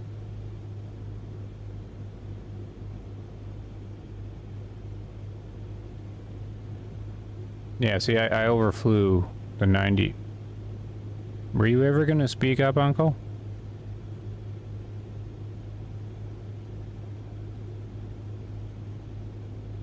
There's a casino?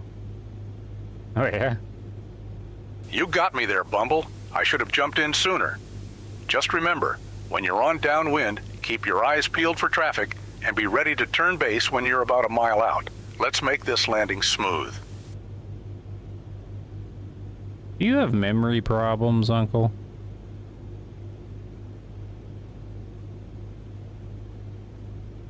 Hey, Nathan. Not at all, Bumble. Just a bit of a delay in my processing speed. Let's focus on getting you set up for that base turn. The base turn? Uncle, can you not see where I am compared to runway 34? Or I guess relative? Whatever.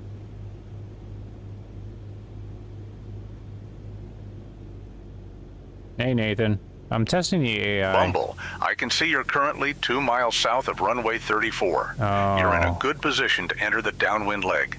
Just keep that heading steady and prepare for your turn. Alright, he's all confused. 2 miles away? There must be a delay or something, like... Since he thinks we're 2 miles away.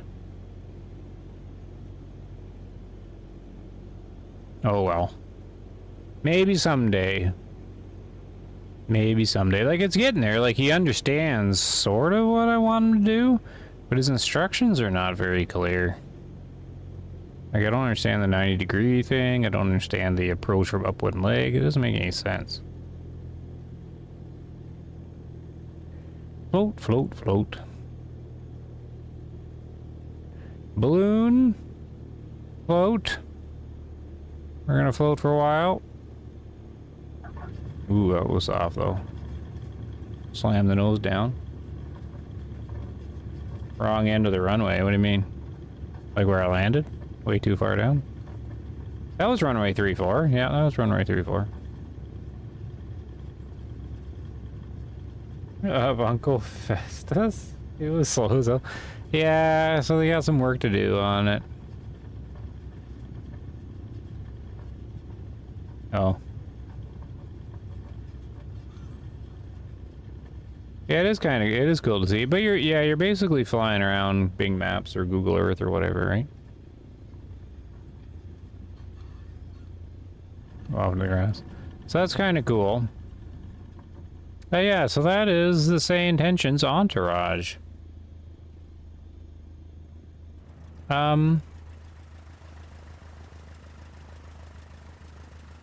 Like, it's pretty neat. I think, I don't know how useful the mentors are, though. I mean, they can give you some basic info.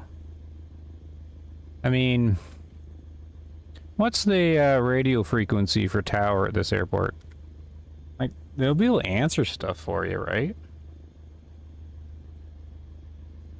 The radio frequency for the tower at Cranbrook Canadian Rockies International Airport is 118.3. Make sure to contact them when you're ready to land. Yeah, so I mean, you can, like, figure stuff out, right?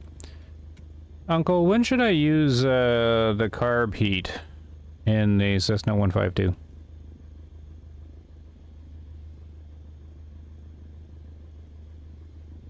The fly in Scotland? Bumble, you should use carb heat when you're descending or when you're at low power settings, especially if you're experiencing any roughness in the engine. It helps prevent carburetor icing. Just remember, carb heat can reduce engine performance, so use it wisely. Alright, I mean, it's pretty good. Like the little tips and stuff. Just can't really help you too much, like with the positions and things. But that's what I also noticed was the air traffic control also kind of lost where I was relative to the airport, which is kind of like a big kind of no-no, but I don't know if it's just Entourage or if it's the same thing. I imagine it's the same. So yeah, that's what it is. I used about 30,000 AI credits out of 500,000 for that flight. And I mean, you can switch back to the basics. Like, I doubt the basics are gonna be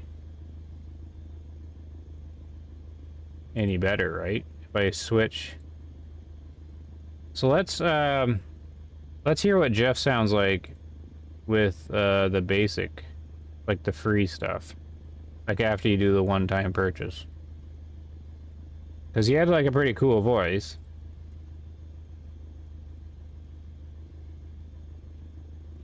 Hey Jeff, can you tell us about this airport?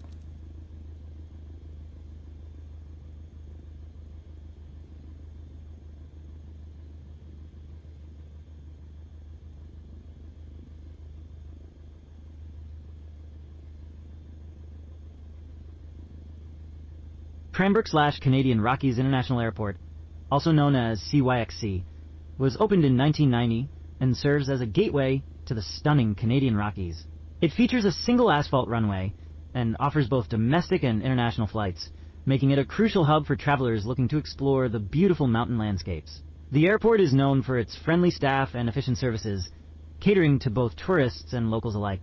It's a great starting point for outdoor adventures such as skiing, hiking, and mountain biking in the surrounding areas. I mean, it's like a workable thing, right? Like if you didn't, you know, if you just needed the AI, it's kind of neat to have them have personality though, right? I don't know. I guess it just depends on the person, right? And we switch back.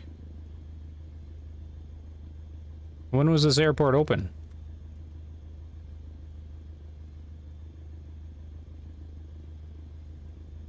Cranbrook's a Canadian Rockies International Airport opened in 1990.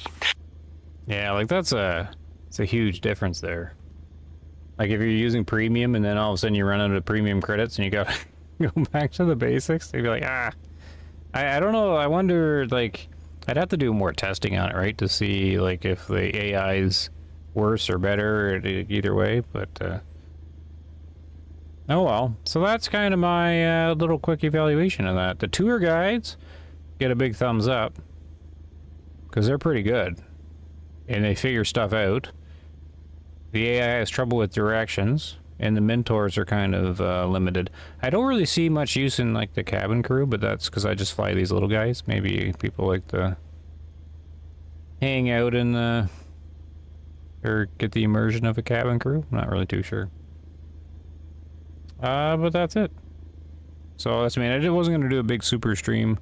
I just wanted to get like this, like a little stream out, just to show it off or check it out. Might as well do a stream when I'm checking it out. But like I said before, there's a little affiliate link down in the description because it gets you a free trial. So that's for anyone watching after the fact. Not for you guys in live chat because, well, you can use it if you want, but... oh, I think Panamera was downloading Flight Sim, right? What's next tonight? I don't know. I don't have a whole lot of time for anything else. Yeah, I was gonna sneak this one in. I was only planning to do an hour, and then I was thinking of switching, but I'll probably just call it there, because then I'll get back to normal. Like I don't plan on doing Flight Sim streams really. This is just because I wanted to check out Entourage and see what it was like. It's kind of neat to do, but I don't know. If I was gonna do flight simming, I would subscribe to SayIntentions like fully. And then I would be doing all the flight lessons and things like that. Like I would be doing all the proper flight procedures and things like that. Pull the mixture. We won't worry about shutting down anything else. But that takes like lots of preparation and lots of a lot of things. But that's what I would do if I was going to flight sim a lot. But you can still do the casual thing, like load it up and just like we're doing there, just kind of check out stuff, which is what Entourage is for, from my understanding. Just so you can kind of hang out and talk to the AI and see what's up. Take a quick look at Aurora Airport in Illinois. Sure. Anything for you, Barry. Let's see here. What's special about Aurora Airport in Illinois?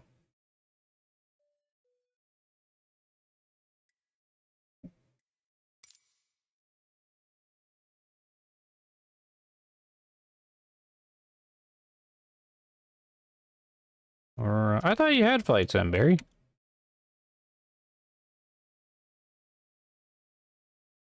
Aurora Airport. Air Park?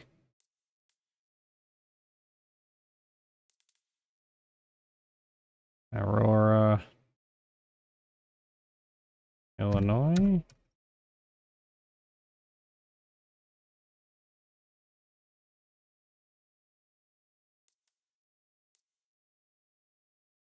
I got a lot of Auroras. One of these? Oh, a long time ago.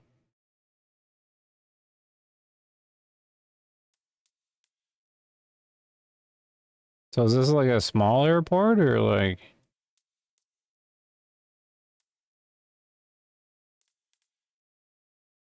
Because this is the ones in the States.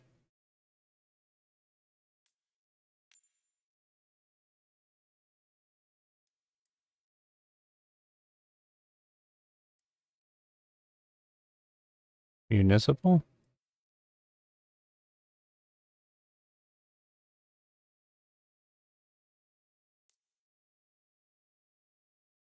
I might have to Google it here. Get the actual code. Aurora, Illinois.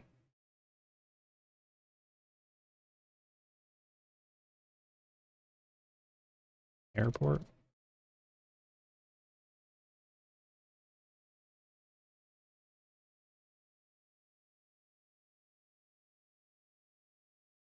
Aurora Municipal Airport. What's the, it's CAR, K-A-R-R.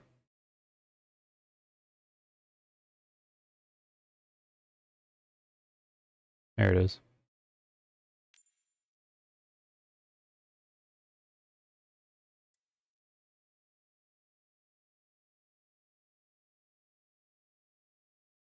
See, this one's got this little thing on it too. Which I don't understand. It usually means they've done some hand stuff to it. Like handmade things.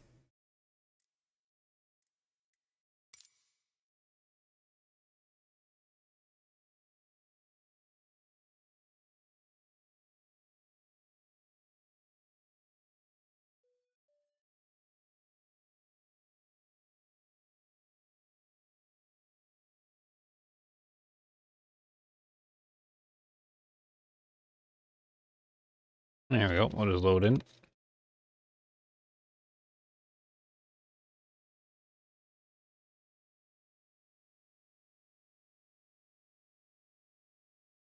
Maybe.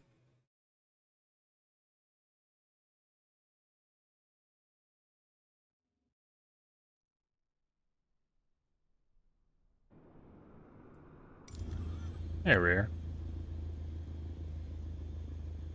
Oh. I got little green little things telling me where to go.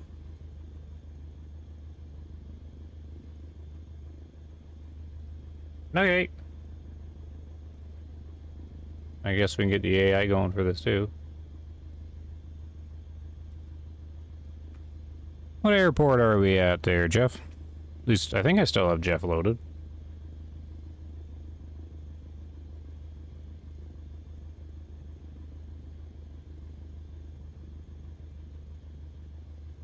We're currently near Aurora Municipal Airport, which is located at 43W636 US 30 Sugar Grove, IL. It's a General Aviation airport that serves the surrounding area. Duke 1 Juliet Foxtrot, contact departure. Oh, I got the radio on. Departure, Duke 1 Juliet Fox.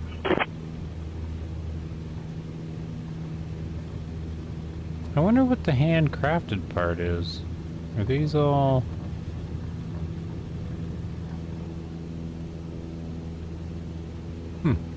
Twin Cessna 5225. Juliet, you're leaving my airspace. Frequency change approved.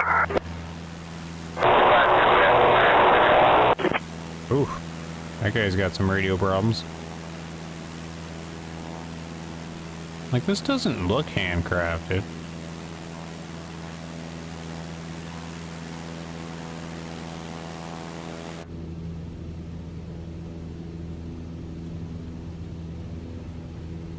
Here, I'm gonna switch the radio off.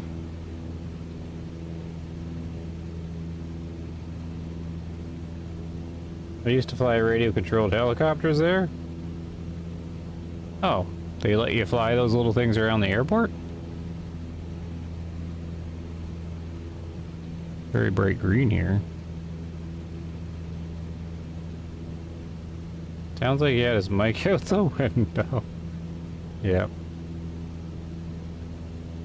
Hey Jeff, do people fly radio-controlled helicopters at the airport there?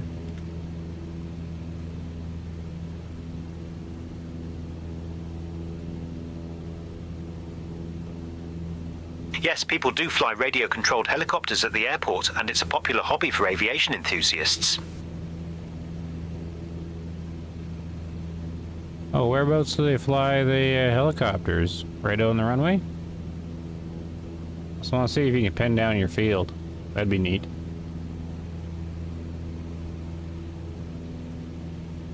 Radio-controlled helicopters are typically flown in designated areas away from the runway to ensure safety. Many enthusiasts prefer open fields or parks nearby where they can enjoy flying without interfering with manned aircraft operations.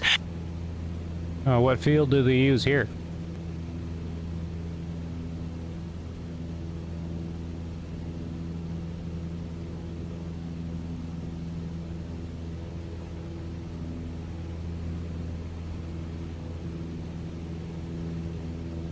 The primary field used here is J. Maddock Airport, which is a General Aviation airport serving the Big Rock area. Oh, he got confused. No, I mean, what field do they use for radio-controlled helicopters at the airport?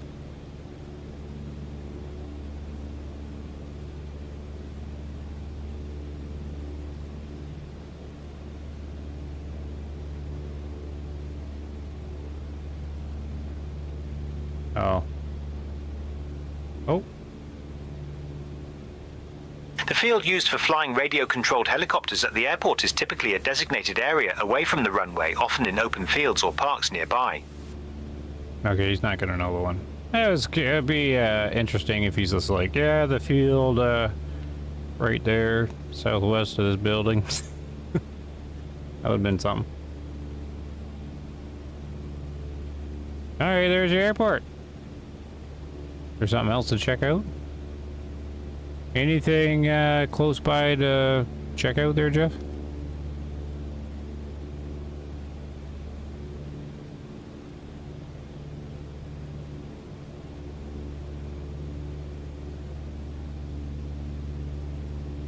11 o'clock, about 2 miles out, you'll see Bliss Woods Forest Preserve. This beautiful area is a natural gem featuring a mix of woodlands, wetlands and open fields. It's a great spot for hiking, birdwatching and enjoying nature. The preserve is home to various wildlife, making it a favourite for nature enthusiasts and photographers alike. Oh yeah, where did it get its name from?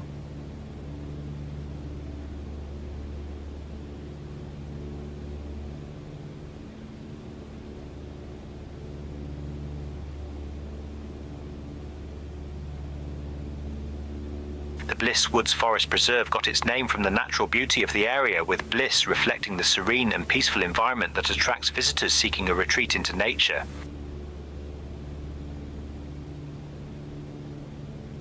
Oh, okay. Who named it?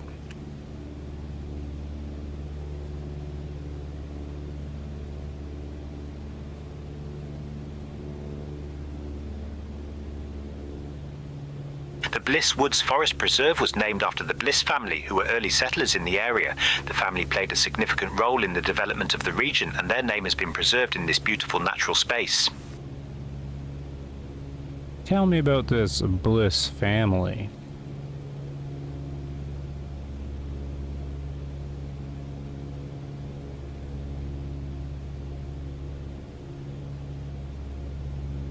The Bliss family, early settlers in the area, were known for their contributions to the local community and agriculture. They played a significant role in developing the land and its resources, which helped shape the region's growth. The family name has been preserved in various local landmarks, including the Bliss Woods Nature Preserve, which serves as a tribute to their legacy and commitment to conservation.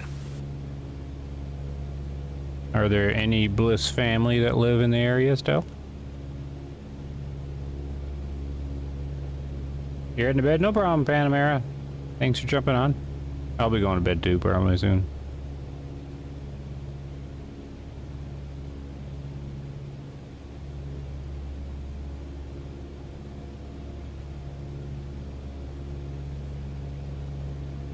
I'm not sure if any members of the Bliss family still live in the area, but their legacy continues through the naming of the Bliss Woods Forest Preserve, which serves as a reminder of their contributions to the region.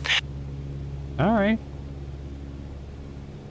Are there any animals in the Bliss Woods Forest Preserve?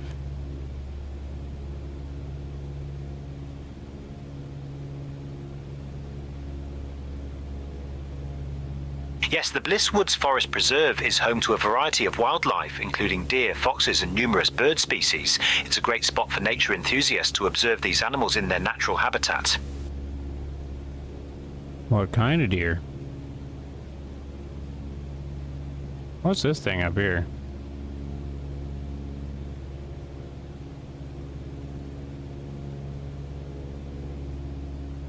You're in the burbs of Aurora, 40 miles east of The Chicago. Bliss Woods Forest Preserve is home to white-tailed deer, which are quite common in this region. These deer are known for their distinctive white tails that they raise when they feel threatened, which is a signal to other deer. They are primarily herbivores, feeding on a variety of vegetation, including leaves, fruits and nuts. If you're lucky, you might spot them grazing in the open areas of the preserve. Oh, let's test away the Hunter's Encyclopedia. How old does white-tailed deer live for?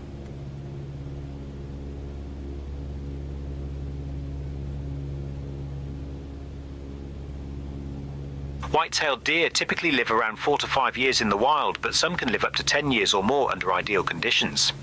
Oh, okay. I think they got 8 in Way of the Hunter, don't they? Is it 8? I don't remember. Not long anyways. So what's this thing?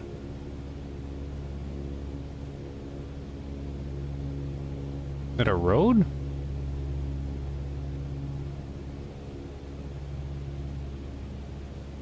What's this river I'm flying over?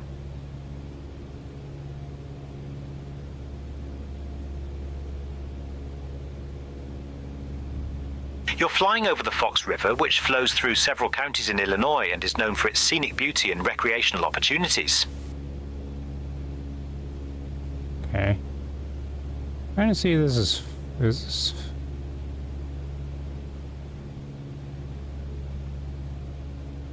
No, this is not photogrammetry. I was kind of curious if it was. It's not.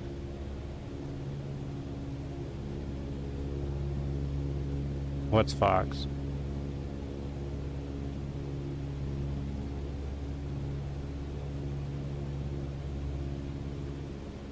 This is a railroad?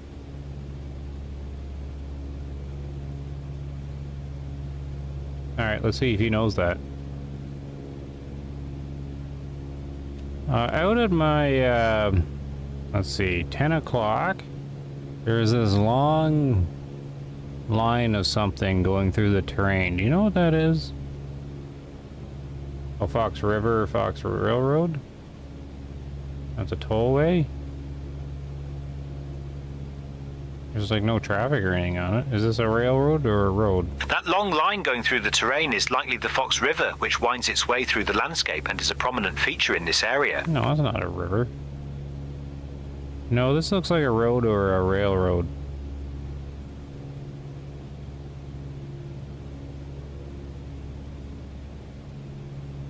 It looks like a railroad to me, right? Because they would pull off there or something? Park all through there? Is that... What you're seeing is likely a road or possibly a railroad track running through the terrain. It's common to see these linear features from the air, especially in developed areas like this one. Yeah, well, there's something like that to my 9 o'clock. What is it?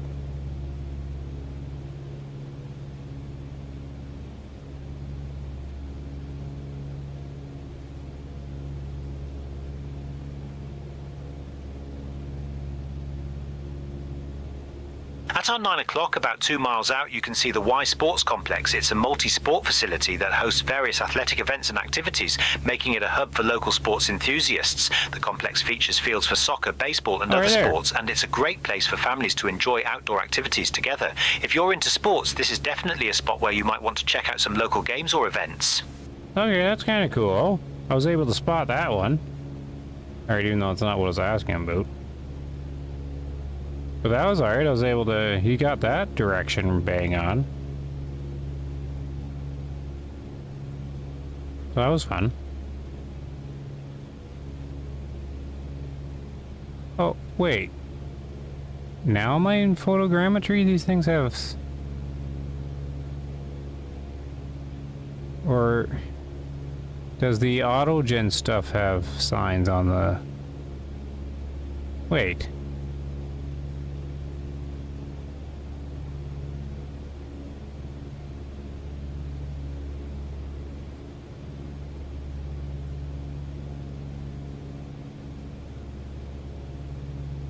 I'm confused. This isn't photogrammetry. Did they stick little sign? Is it? No, this must be generic store things.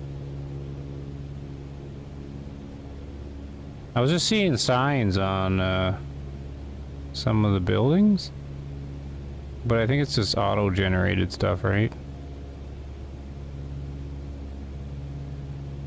Must be.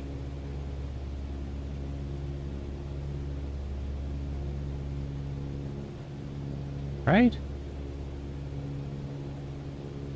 That doesn't look auto-generated though.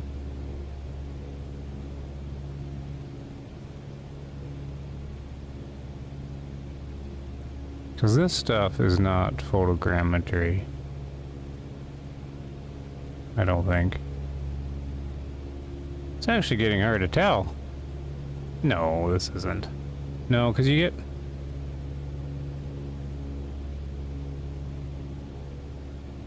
That's some detail on the top of that building, though. But no, it can't be. No, because it would be all kind of jaggy and stuff.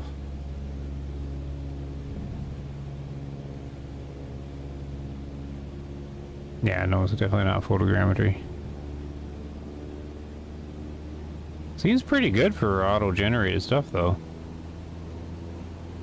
Like, it's better than I remember it being.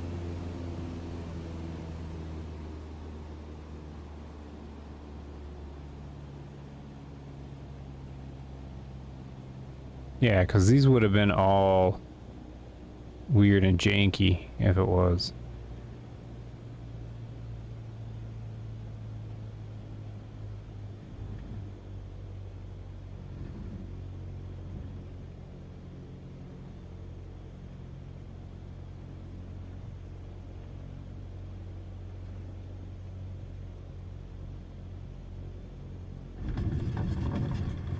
Look out, everybody.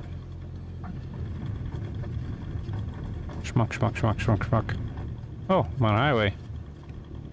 Oh, now we're gonna go in the water. Good thing it's not very deep.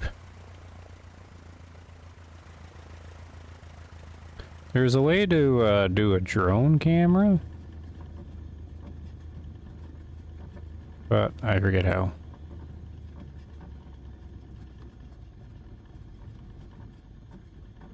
Yeah, that's a perfect parking spot. Camera. I forget how to do it. I don't know why we're still rolling forward.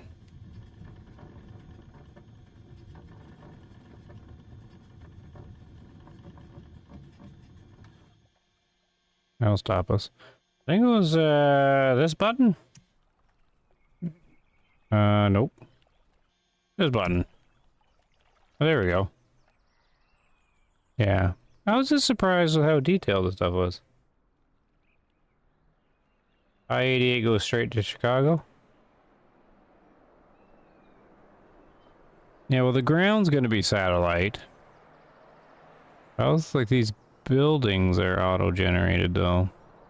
This is not photogrammetry. It looks like they improved it, though. I don't remember them, like, the auto-gen being that good. See, photogrammetry would have all these all not correct. You know, they would all have weird jaggedy lines and stuff.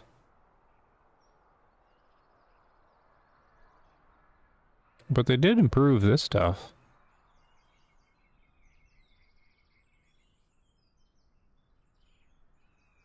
Because I don't remember them having little details on some of those things. It definitely made me like that's a flat texture for the pool. But from the air, you would almost think it's photogrammetry. Pretty good though for the autogen stuff.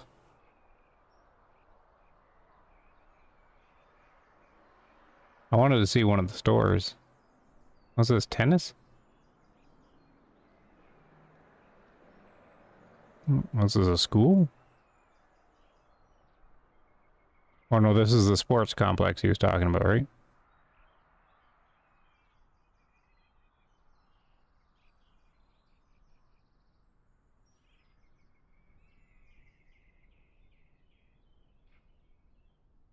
I don't know where any actual stores are.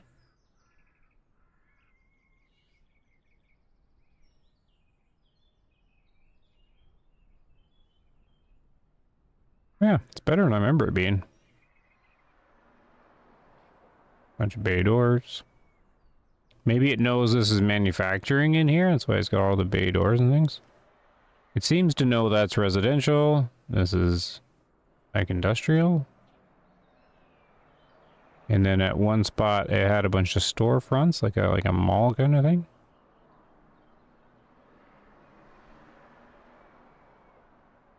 I was just wondering if it's that smart, because these things all appear industrial, so it seems to know that. I don't know where in the world the store went to. Oh well. Still, better than I remember. Look at this little house. Come a long way. Oh, there's one. I see a sign on it anyways. It's like a bunch of tractor trailers parked. Yeah, see? Yeah, see, it knows these are transports and to stick bay doors along it. That's pretty clever.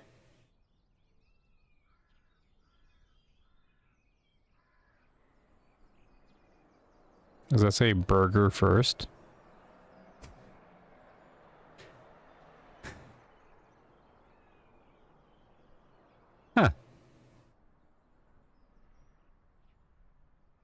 Well, it definitely knows they're like warehouses and factories and stuff.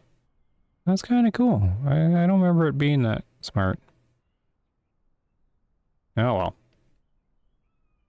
Very industrial there. Gets weird close. Yeah, it does get weird close up.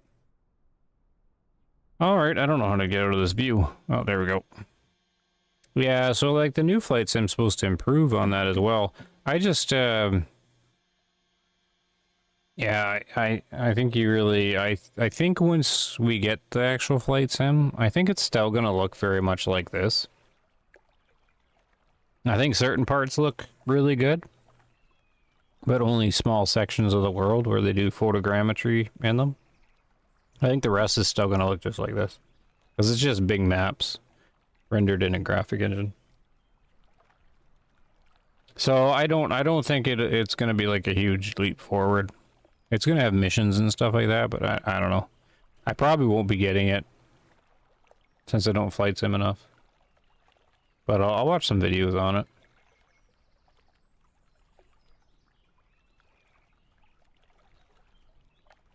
But okay, that's it for now. Yeah, so no like any kind of game besides this one, just because I want to do the Entourage stream just to talk about it and try it out. It was supposed to be Star Trekker because I really want to. I'm halfway through Star Trekker. I want to get the story underway, and then back to SnowRunner. I did some SnowRunner prep the other day too, so we'll see if I'm around tomorrow to do it. Oh. I started recording a video while I was pushing some buttons. I will delete that. Okay, guys, I think Panamera's already head out. I think it's just Newberry and SOC, I think. So thanks for checking it out anyways. And, yeah, see you guys later. Gonna hit a little tune like normal. Have a good night. And, yeah, we'll do something else tomorrow night if I am conscious enough. Okay. See you later, guys. Have a good one.